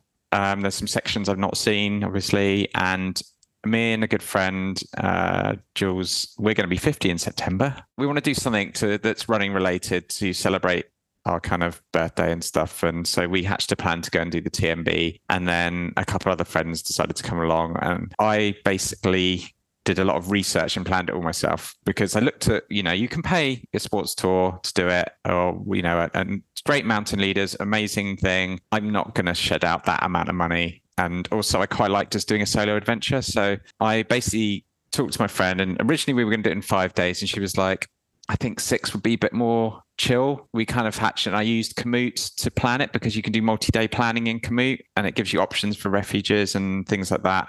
I basically made a Google spreadsheet, and I put it all in. You've got the headset on. We wouldn't expect anything. Yeah. Planned it. I'm sorry, days. I've never used Komoot. Is it like an ordnance survey? Is that basically? I guess it's like a weird hybrid of like Strava and OS, but it's global. Okay. So it has suggested routes and things like that. But it's the best way if you want to do a multi-day like plan, because you can just stretch out like the days and the things and keep it all within. So you can go, I want to do this route, but in 6 days, and then it will automatically figure it out. And then you can change the is incredible. I never knew that about. Yeah. And then you can put in all your hostel details and everything like that. Yeah. We booked it. And you have to jump in early to book the hostels. Yeah. We did in like October when they all came out, most of them. So we wanted to do the classic TMB route, but not the first. So we started in Les Houches and finished in Les Houches. I think that's how you pronounce it. But we didn't want to do the boring bit to Saint-Gervais, because I'd run that bit. It's easy. Yeah, it's easy. It's really dull. And the run into like Le Contamine is like, oh. So we did the Col de Tricot variant at the start, which is like a nice higher sort of pass over. And also there's a really good refuge at the bottom of there, which does really good blueberry tart. So yeah, it's all about the food. So yeah, we did that. We basically ran the first day. It's like 2,000 meters and like 29K, 30K out of Les Contamines and up. And then stayed in a hostel there. And then the next day was another basically 28K with 2,000 meters. Ran into Lucy Bartholomew while I was trying to get signal for my language learning thing. I've now forgotten what it's called. Duolingo, yeah. That was kind of funny. Did you like, hi Lucy? She literally ran so fast past me. She was running uphill so quick, and I was just like, oh my God. That was just a bizarre thing. Yeah, we had a rainy morning, that one. But then as soon as you crossed into Italy, it was just stunning. Ran into Emma Stewart. Yes, I think she's doing UTMB. She was out there. Yes, she is. She was out training, definitely trying to get to Courmayeur for her bus. That was funny. She was asking me about how she could take her dogs on the trip, and I was like, I don't think you want to take your dogs on. They're not dog friendly people. And refugees hate dogs. No, they don't. Yeah. And then we stayed in a very nice place called Cabane du Combal. That was really nice. We had like our own room with our own shower, own toilet. You washed. Incredible. Washed and private. It was like lovely, and the food was good. And then we planned a shorter day next day to basically, because I wanted to stay in Refuge Bonatti. Yeah, nice. Because I've run past it a couple of times. Yeah. And the view's lovely, and I thought, this would be nice. Willing to pay a bit extra here. So we did a shorter day, but we stopped in Courmayeur to get some food for one of my friends who's vegan and really needed some pizza. And unfortunately, it really heated up. That's when the heat came in.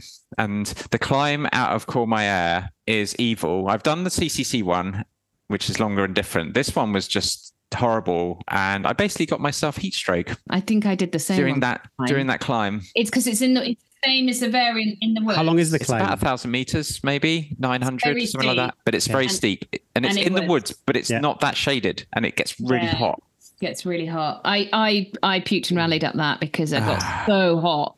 And I don't know if you did. What I did was I had a lot of sun cream on, and I think it stopped me sweating. And I just was like, that was the hottest. As well. Yeah. So we did to Bonatti with heat stroke. But a good place to have heat stroke because it's a really nice big refuge. But it was too big. Too big for you, Too big, too many people. It's the McDonald's of that. It was like, oh God. It was like, that was upsetting. But lucky enough, the heat stroke resided, but then I got a bad tummy. But I basically had two options: quit, get the bus to Courmayeur, or just like push on and get to La Folie, which is just over the side of another nice big climb up the Col du Ferret. Col Ferret, yeah. And I was like, if I can do that, I can get the bus, and I'll just skip out the last section. So I did that. I actually did that climb quicker than I did in CCC, which is shameful. It's like, but yeah, I knew it wasn't a hard climb, really. It's a nice climb, isn't it? Nice climb, if you're doing UTMB, you probably don't think that. Yeah. Oh, it's a lovely descent then. Yeah. So I skipped a little section to Champay. But the funny thing is my friends, one of them was chasing Tom Evans, trying to keep up with him on his easy pace. And he tripped over massively, my friend, and smashed up his like shoulder and things. Nothing like hospitalized, but literally just bruises and cuts and bleeding all over. So when they rocked up, because we were staying in the bakery in Champay that's owned by the guy and his wife who created PTL. It was really nice. And we were staying just above there. So that taking that rest, I think really helped, because then I was able to do the next 2 days, which was good. It's still a beast then, those next 2 days. Oh God, yeah. Especially on the TMB, because it's unrunnable at points. Because the like CCC or OCC take different paths, which are more runnable, whereas the last descent on the day 5 was horrendous. It was just stairs, rocks, roots. There was a bit of puking. Did you come down the VK basically on the last day, the Chamonix VK? Because I saw you on ladders, and I was like, the last day why were you on ladders? No, because we didn't do that at all. Last day we went on the TMB route up out of the valley, sort of near Valacine kind of thing, or just a bit down the road from, I can't remember the name of the place, but we went up, and then you basically go the ladders up to Tête à Vent, which is usually where you come along the top from the now old CCC and UTMB route. But yeah, there was a lot of ladders and exposure, but I was actually right. I was fine. It was like, yeah, this is cool. I wouldn't want to go down them. I was going to say, I think going up, you're all right going up, aren't you? Yeah. It's I don't very rarely do a route that you have to come down ladders because, well, my knees.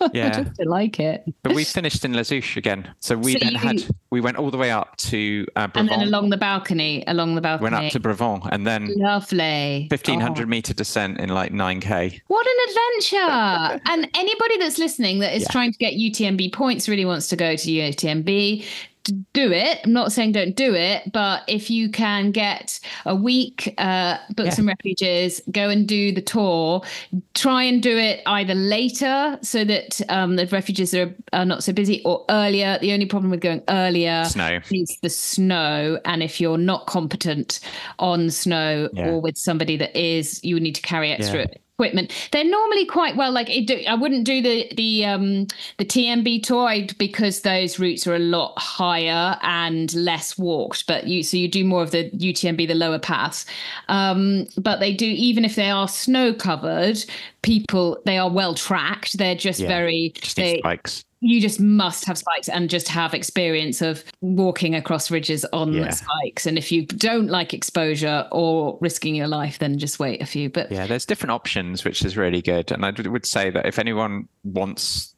some like info, then just drop me a message. Like, I'd share my Google sheet of what we did and how you can extend it. Or, I think the accommodation all in, including 2 nights in Chamonix at the end to chill, was like 450 quid for 8 nights, 500 or something like that. So it's not a huge amount of money. You spend the whole day on the trail. You don't get there till There's good Facebook groups too, if you're thinking about doing it, that also people are on the route, and so they can say what's possible, what's not possible, what kit that you need and what you don't need. Yeah, well, happiest times on that trail. It's such a good... It just sounds sensational, Gary. And I've run all around that area, but there's just something about that route that is just, you're constantly changing terrain, and the climbs are just.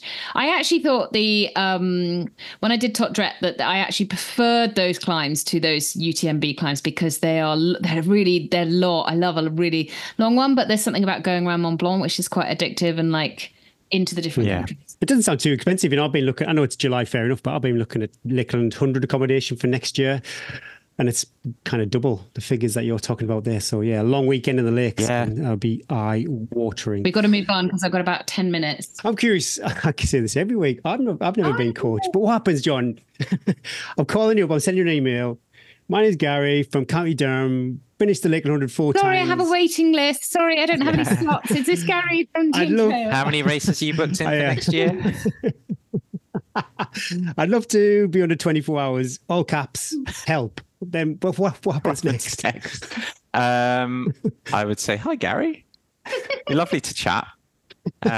Generally, I'd want to get on a call straight away and just have a chat and talk about myself and how I got into coaching and why I like to do coaching, and find out about, you and why you want to be coached, what your plans are, your goals, and your bit of your running history and things like that. And then you kind of talk a little bit about the business side of it and how it works from a technical point of view and what you get and everything like that. And then have a think about it. No pressure. Come back and let me know. And then we can go from there. Then there would be another call and then getting everything set up and things like that. It's part of my life. So I don't coach that many people because I can't, because it's not fair to the people I coach, because it's not my full-time job. I do it for the love of it. That you get a little bit of extra money, which is nice for me. I don't charge a huge amount, also because it's not my full-time, because I think it comes from a point of, in my day job, I've been a people manager for quite a while now, and I really like working with people and helping people grow. And when I kind of got into running and things like that and started doing run leading, that was really nice, because you kind of taking people out on runs, and it used to be on the roads in London, and now it's on the trails, and you help people that way, and it's really enjoyable to see people flourish. So I want to be able to do that with the coaching and be their supportive person there. I'm never perfect, make mistakes, I'm always learning, and that's part of the process. I've now been doing it since 2019, so like 4 years, something like that. But I literally started with like one person. And it varies, people will come and go, and I just enjoy being part of their journey. If it's for a year or 2 years, it's just. You have to be a psychologist, and same with you, Eddie. Some people, they might want like a dictator. You've got to do this. Some people might just want a cheerleader. Some people would want maybe a democracy where you coach and athlete interacts, and maybe someone then wants someone to look at their whole life and like this holistic package. It's a question. It's actually, I forgot to say, I've got a questionnaire, and it's a question on my questionnaire is, how do you like to be coached? Do you like the tough love? Okay. Or do you like being handheld? And some people literally like to be doing this, told off, watched constantly. And other people like, the slightly softer touch. Do you ever, some people are paying money, they've invested time, you set the plan, and then you look at Training Peaks or whatever, and you're like, hang on a minute, they were supposed to be doing a 30-minute tempo run, and you've gone and they're actually doing, I don't know, 5 times a kilometer. Even though they invest everything, they trust the coach, but they still do their own thing. I don't ever have to do their own thing like that. They wouldn't change the session. They might not do the session, but I've not had someone change the session on me. I occasionally I have one lady that's brilliant, but she likes to go to her run club every couple of weeks and do the group session with them. And so we plan around that.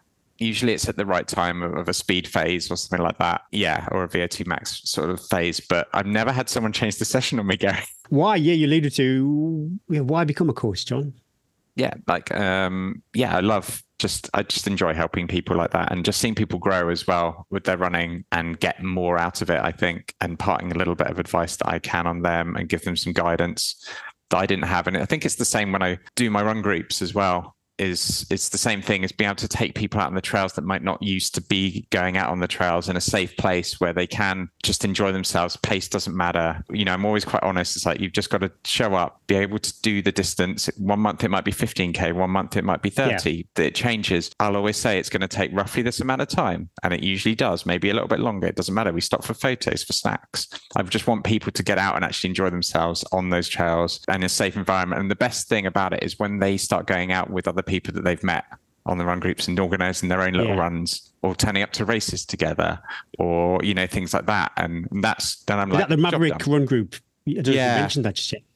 So what is that? Yeah, you've mentioned that a little bit, but what is it? Who's it for? Maverick Race is like a southeast-ish race company. That's the first ever trail race I went to, was one of theirs in Kent back in 2017. And they do lots of races, mostly around the southeast. There's one up in the lakes. There's a couple of different, one in like Peak District, but they often, each race kind of offers like a short, a middle and a long distance. Sometimes there's an ultra. They wanted to start a run club because there's lots of people that turn up to the races and things like that. It's actually an England Athletics affiliated club, but they have hubs all around the country, and we post on an app. We've got this run on this time. Some people just do like Wednesday runs for like 8K. Some people do long runs. Sometimes we get together with different hubs and order groups. You can sign up and just come along. It's completely free. That was what I was going to ask.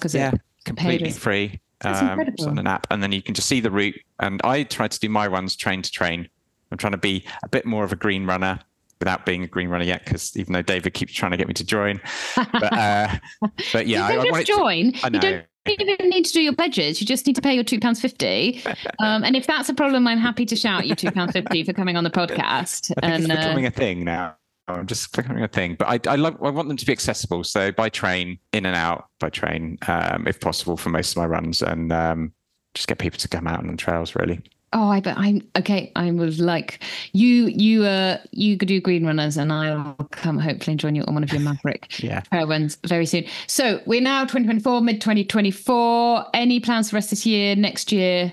What's cooking? I've got a little race in Bulgaria in end of September called the Pirin Ultra. Okay. There's a 100 mile, but I'm doing the 60k, but it's got 4,000 meters, and I think it's basically up and down 3 mountains. So brilliant. And it was I love going to a different country as well. Yeah, it was 50 quid to enter. Oh dear. So, this is either going to be sensational, or you're going to turn up and they go, "There's no checkpoints." No, I think it's going to be all right. I've persuaded 7 other friends to come. Okay, this is a theme that runs through your adventure. Try and persuade them to come along. So yeah, I kind of wanted to do something short because my A race was supposed to be Spine Challenger for the year, and obviously that went horribly wrong due to a virus. This was my other race. So yeah, next year I will be doing the Northern Traverse. There's only one Northern Traverse. Oh yeah. Yeah, there's a reason. Is I wanted to go back to Spine, but I can't because we're very lucky. We're going to see my brother in Australia for Christmas, so I can't train and do a winter race. So yeah, my good friend Edwina and my good friend Ilona and Phil did the Northern Traverse this year, and I was like, I said to my coach, like, can I do this? Can I train for this with like 3 weeks in Australia and Christmas? He was like, yeah, you can do it, because we can do lots of building work in like November, October, and then you can do other fun stuff like recce's and things like that after. So yeah, that's going to be a big thing. Shout me up for my recce. Yeah, hit us up. Spreadsheet. And Gary, it's sensational. That point to point, you got the lakes, you got the dales, you got the moors and the Vale of York, coast to coast. Oh my goodness, mate! It literally ticks all the boxes. Yeah. And guys, I'm going to have to go to my physio. But Gary, will you finish off for me?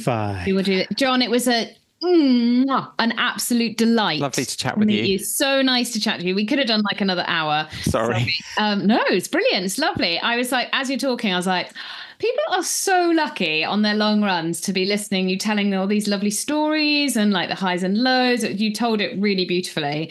It will be lovely. So thank you so much for coming on. Thank you for letting me come on. Sorry to be rude to leave early. I'm going to try and leave the meeting, but I know I'm the host. Make Garrett change host. Right, you're now the host. Oh, look, he even knows I've done that. Rename, edit. I just want to leave. I just want to leave.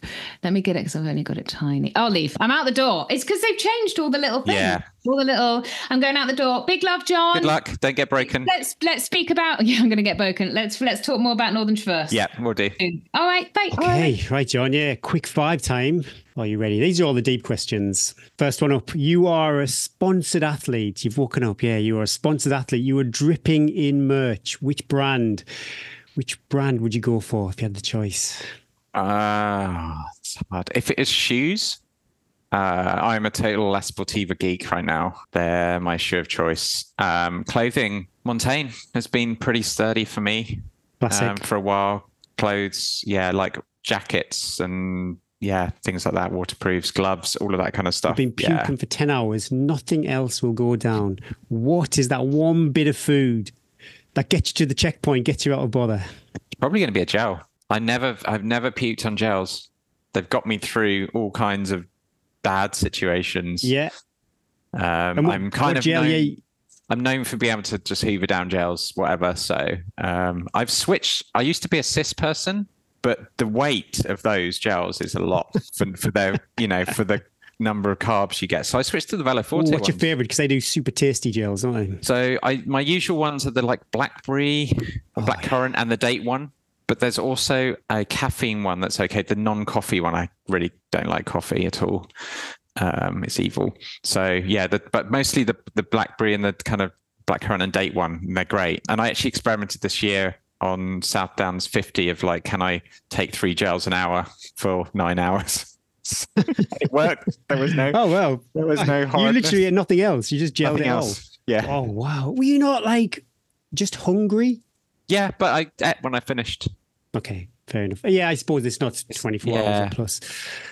Okay, well, maybe you've alluded to this. Not a fan of coffee, but what would be your first drink of the day? First drink of the day is going to be a glass of orange juice. If it's not a sip of water or before I go for a run. I like tea, but I don't drink it much. Okay. It's in a weird place. Like I will drink it just sometimes. I have drunk it on a race a couple of times, but I think it's what did I hear? One of the people who was, it might have been a chap, Checkpoint Northern Traverse. They said about putting like tea in your soft flask and putting it under your armpits. That to really keep warm. Yeah, it really worked. Yeah, maybe that's a good thing.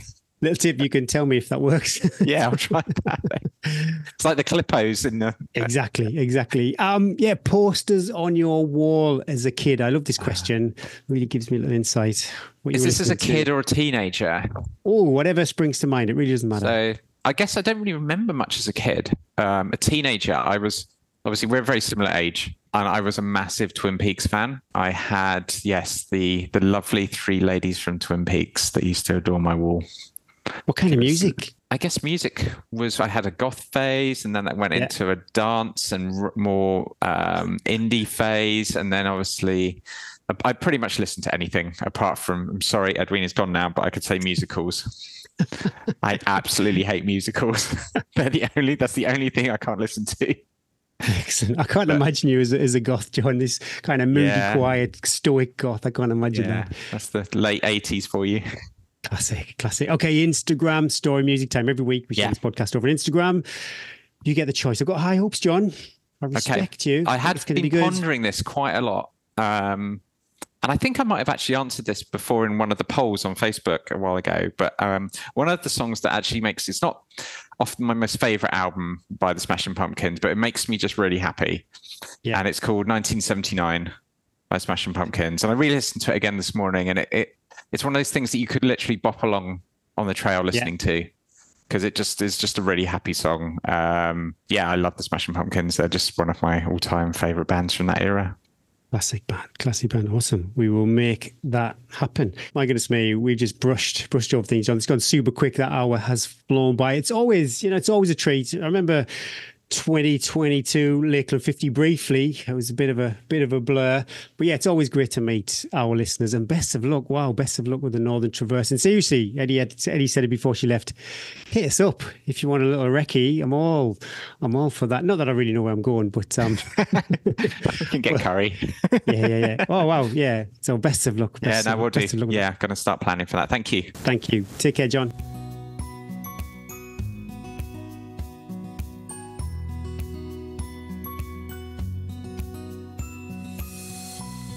I enjoyed that. We just had, and that's it. Yeah, it was good to hear John's story. We see people on our Facebook group, and John has been a long-time supporter of the show. So it was, really nice.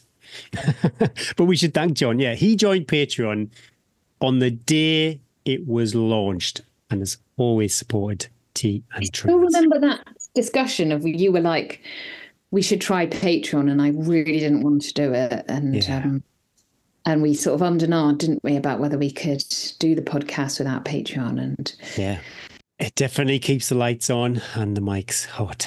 Is that mics on, lights hot? Which way around? I don't know. Let's not talk about being hot. Thanks to Phoenix Light for sponsoring our Strava Club and Tales from the Trail section. Don't forget, Patreons can enjoy 10% off over at www.phoenixlight.co.uk. First up is Rob Drag. To be confirmed, hopefully it has been confirmed by now, but Rob might have bagged an FKT. Tale of Two Cathedrals, Winchester to Salisbury. Yeah, sensational. Fingers crossed, John. Yeah, fingers crossed they get that FKT confirmation. But 68 miles for the week with the longest run, 54.2 miles. Total elevation, 5,453 feet. Next up, Kerry Gallagher, long run, easy miles down the gym, ticking all the boxes. Yeah, awesome week. Kerry, longest run of 25 miles. I wonder what Kerry is training for. But yeah, total miles for the week, 61.2. Longest run, 25 miles with 4,203 feet of elevation. Peter O'Kane. Yeah, you might have met Peter actually. Northern Traverse volunteer, Dragon's Back race. When I did it, he is kind of strong and supportive member of our community. Well, he's been to Comair for that very hot CCC. The Peter carried, I don't know if you remember, he carried a bag of Jazzles all the way down Wales for me last year, but they melted into a yucky mush. So I never actually received, I received the bag. But yeah. I don't think thinking what Jazzles are that you are thinking. Well, I think I said something about Jazzy's, like, is it like jewelry for your private parts? I got my words muddled up. But yeah, Peter carried a bag of Jazzles, which are little white chocolate discs with hundreds and thousands sprinkled on the top.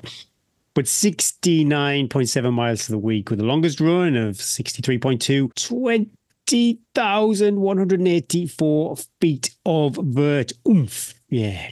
That is sensational. Well done, Peter. But this week's heavy flex goes to Ultra Glen, or Glen Davies. Yeah, top 10. King offers Dyke Ultra. 185 miles in 69 hours and 21 minutes.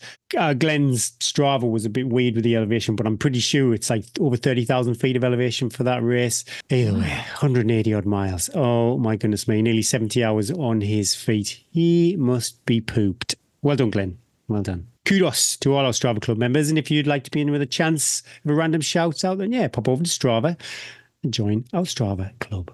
Tales from the Trails. This came in as an email, but I'm going to do it. I'm going to do it as a Tales from the Trails. Hi there. Love the podcast, and it really picks me up when motivation falters. Good. Steve, get up, get out for your run. I wonder if you could do me a favour. Of course. You had Tales from the Trails a few weeks ago from a guy called Jordan. He and his friends ran the Yorkshire Three Peaks 3 times in 24 hours. Incredible. Back in April, I ran the last 10 miles of the Skipton Skedaddle 34 miler with Jordan, and he was a delight to chat to. He absolutely got me through some tough times and helped deliver a great time for me. He told me about his plan and I was in awe. Could you send him a message from me saying huge congratulations? It's an amazing achievement for anyone, but Jordan only took up running about 12 months ago. 1, 2, 3, 4, 5 hand clapping emojis. Thank you, Steve Grant. Steve Grant, I'm going to do more than that. I'm going to read it out on the podcast. I'm sure Jordan's listening. Steve says, congrats, and so do we. Love the relationships that when you meet with a random person on the trail, stay with you forever. Trailmate, love it. Trailmates. Thanks again, Phoenix Light, for sponsoring Tales from the Trails. We love sharing your Tales from the Trails. Keep them coming. I bet there's some from Chamonix that could be winging their way over. Keep sending them in. Email them to hello@teaandtrails.com. Would you like a hot 5-star review, Edwina? It's like it hot, Gary. I remember I saw your Instagram story and I'd put some notes in the script about unzip a hot review. Mm-hmm. And I remember what it was not last week, but the week before. Oh, do we need to go here? Well, you mentioned about something excited about hot review. And you made some comment. I can't remember what it was about unzipping, but I just totally inappropriate. Yeah. Well, I deliberately glossed over it because if I unzip for you, I've got to unzip for everybody, and that's just too much. Mm-hmm. That's just too much. It's too much for YouTube. Too much for anyone to handle. And I'm glad unzipped with the red shorts. Oh, imagine that. Maybe I'll do that next year if I'm on the. Where are you going with this story? You've gone too deep. You've taken it too far. Read me the review.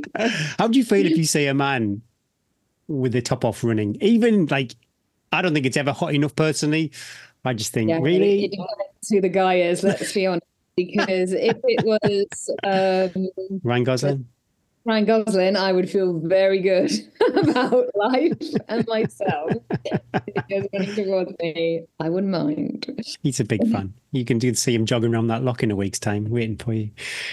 What a journey. I started writing this review a while back, but the arrival of my second child 6 weeks ago has kept it on the back burner. Oh, well, congrats. I discovered Tea and Trails in April 2023, and I've been hooked since. I started listening part way through, but decided to go back and have now listened to the back catalogue.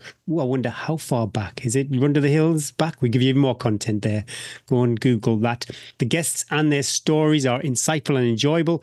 Gary and Eddie's journey through various events against the backdrop of their everyday lives makes for incredible, relatable, listening with laugh out loud moments and moments that will move you. Tea and Trails was the backing track to my London Marathon training this year and has inspired me to enter my first ultra, the 5 Valleys in the Lake District at the end of September. Oh, see you there, Mark. All of the info about nutrition, training and kit has been invaluable, and the podcast has kept me going on my long runs. Keep up the great work, both. Mark F. Berkshire. Ooh, is Berkshire famous for hills? Wonder how his training's going. Newbury Downs, those hills, not maybe long ones. Good luck. Yeah, say hello, Mark. If I see you on the start line. I wonder how they let them go. Well, 5 Valleys might actually start in a different place than the 13 Yeah, Valleys. they So maybe. But we'll all meet in Keswick for good old knees up. And good luck. Well, Yeah, good luck. Look forward to you lifting your knees at the end of that. We have a winner. Yes, Sunto Wing Bone Conduction Headphones. Laura Todd, 3483 via YouTube. Laura is a Patreon too. So yeah. Ledge. Congrats, Laura, and thanks so much to everyone who entered and to Sunto for supplying such an awesome prize.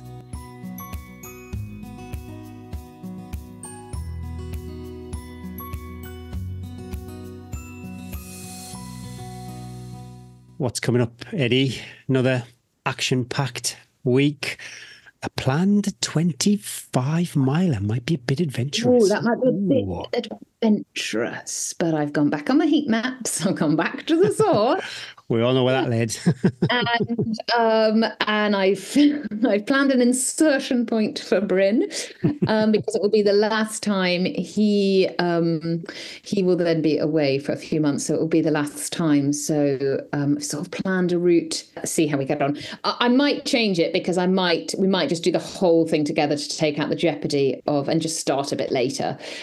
Take out the jeopardy of trying to meet each other. But we're going to do whatever. We have kept the day free for each other. Important part of a relationship is to make sure you carve out the time. Don't do that very often, but after the summer, let's have a little. So we kept the day free and we're going to just go on an adventure. Last week's long run, I felt pretty fatigued after it for about 24 hours, but then I was fine. And I would hope the more of these long runs I do, that you just get more resilient to a 20 miler, don't you? Like first one you do, after a while, it takes it out of you a bit, but I'm hoping in the next couple I'll be a little bit, they won't become so, I'll get better at my nutrition as well.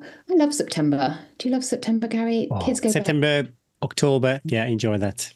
It's still light in the evenings. It's still light in the mornings, but it's just that turn. I've had to wear a jacket for a few. I am desperate not to have to buy new kit that we might move into our new house in a month, because all I've got is summer. I've got like 4 vests and 4 pairs of shorts. I've got 1 pair of leggings, but they're the ones I wore for Northern Traverse, and they've got a big hole up in a seam. I really don't want to have to buy. I've got all my jackets, but I haven't got any running t-shirts or anything. I really don't want to buy any new kit because I've got so much kit.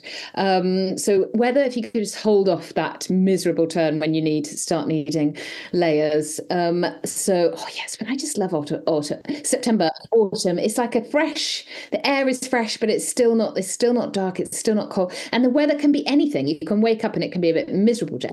Well, I think historically that's why they have a lot of autumn marathons, October marathons, because it is the calmest of months. Berlin Marathon, York Marathon, obviously London's the other side of the year in April, but yeah, I'm sure I read somewhere that October, that's why Berlin is October, because it's the kindest for runners. So nothing mega. I've got a heavy load of single parenting coming up. So life will be a little bit tricky, but I feel more set in my routine now, and the body is healthier. I'm setting up all my precision fuel hydration, love this. I'm setting up my pillars of performance that are going to support me, and I just have to be super organised and become a member of the 5 a.m. club. It's not my best time. Breathe and believe. My best time. But breathe and believe. If you want to do well in races, you want to be at the cutting edge of races. I think it's too easy in the world of Instagram and social media to make winning UTMB look easy, to make, doing these big hard races. You don't see the graft. Oh my goodness me. Yeah. Races. So I've got a graft for the next few months, and everything else I gotta move house, but that's fine. That's easy. That's like unpacking. As long as I don't have to kneel down on my gammy knees, so that's fine. But I've got to put the graft in now if I want to be competitive at the Winter 200. There's no more. Well, there can be cafe trips, but they need to be positioned well in the training block, fuel well. So buckle down, Eddie. It's time to start the work. And Gary, you're just rolling with it. Well, I do need to move away from the cheese and the cinnamon buns, but training wise, yeah, it's another week of just doing what I can do. I'm going to give myself a bit of grace. Basically, we're off to Edinburgh. Esme is off to university this weekend. So yeah, we're all shipping her up. So a few days up in Bonnie, Scotland. So Lisa said, which is very nice. I didn't really think of this, but I could do my long run on Friday and just run north and eventually meet Lisa. Everybody this is a dangerous game to play, Gary. I hear you, but it's a tricky one. So I'm on the heat maps. I wonder how far I could get. I wonder how far the metro centre is. So get the metro centre. I don't know. We'll see what the motivation for that is come Friday. I'm looking forward to going to Edinburgh. You know, it's celebrating Lisa's birthday too. She is 40. Oh, I'm not going to share the rest of it. Today is the day. It's the day. Oh, happy birthday, Lisa. Happy birthday, Lisa. I hadn't mentioned it, but we drove past Edinburgh the other weekend because we went to the women's open golf at St Andrews. Oh, that sounds exciting. We had some friends there, so we went. They bought the tickets. We just watched through the fence, the 18th hole, and then can you guess what we went and did on the beach after we'd done that? Running. You must have went for a run on the beach. We did a bit of running. What's the most famous running film there is? Guess what scene we recreated? Famous running. Well, Chariots of Fire. But what is the most famous running film? That's a pub quiz. Chariots of Fire. Probably the most. I mean, for a Brit. Not for a Brit, yeah, but not for a international. Winning. If you haven't watched it, you need to watch it. Oh, love it. So we played the clip to the kids on YouTube, and then they didn't really get. I was like, run, recreate that. We loved it. Anyway, we drove past Edinburgh, and we watched the military tattoo on the television the other day. And I said, I can't wait to get there. We'll have the best time. What a city. And so nice for you to visit her. Yeah, it's like 2.5 hours, so far enough for her. Probably too far for you, but long enough for her. I think it's a good distance. She's independent, but we're not like crazy distance away. You know, if she was like, my goodness, imagine if she was studying in Torquay or something like that. She could call you in the morning and go, I'm having a bit of a meltdown. Something's happened. You can be there by lunchtime. That's amazing. Yeah. But I've tried to heat map some runs around Edinburgh. We're a little bit too far away from half the seat. We're basically in like a Premier near the airport over that side of town. So we will see how that goes. Yeah, I've got mixed emotions, actually. It's bittersweet. Esme is off on this like phenomenal life journey, but we're going to wave goodbye to our oldest. It's going to be a massive change in the house.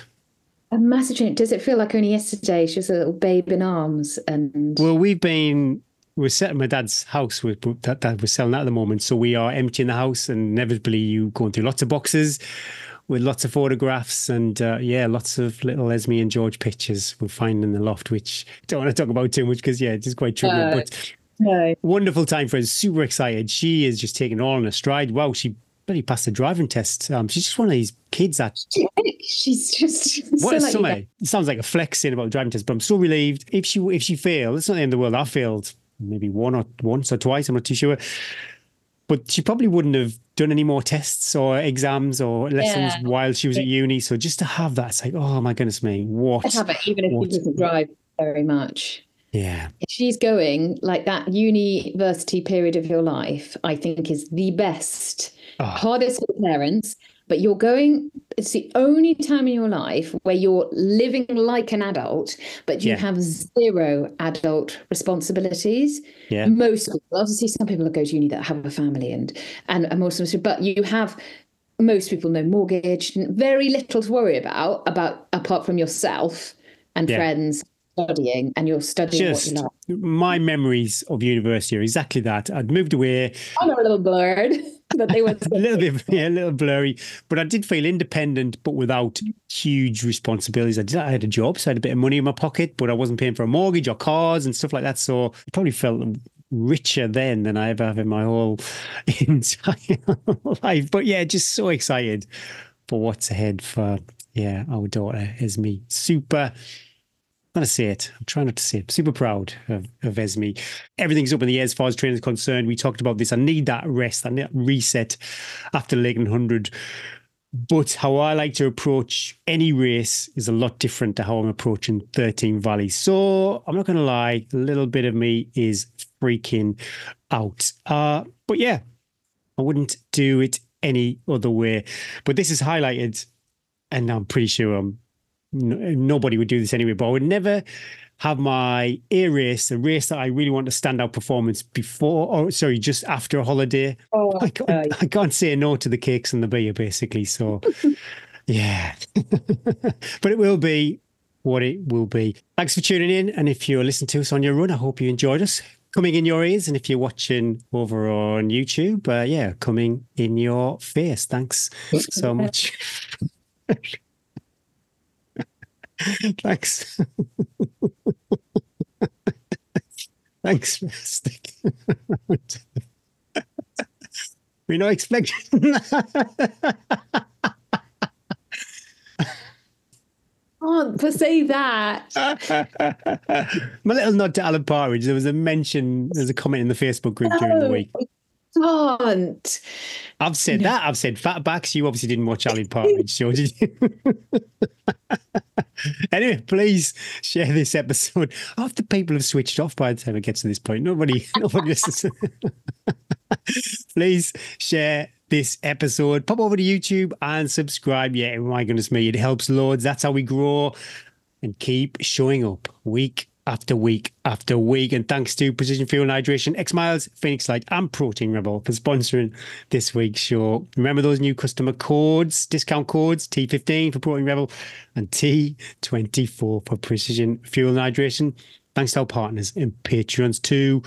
We couldn't do this without you and your ongoing support.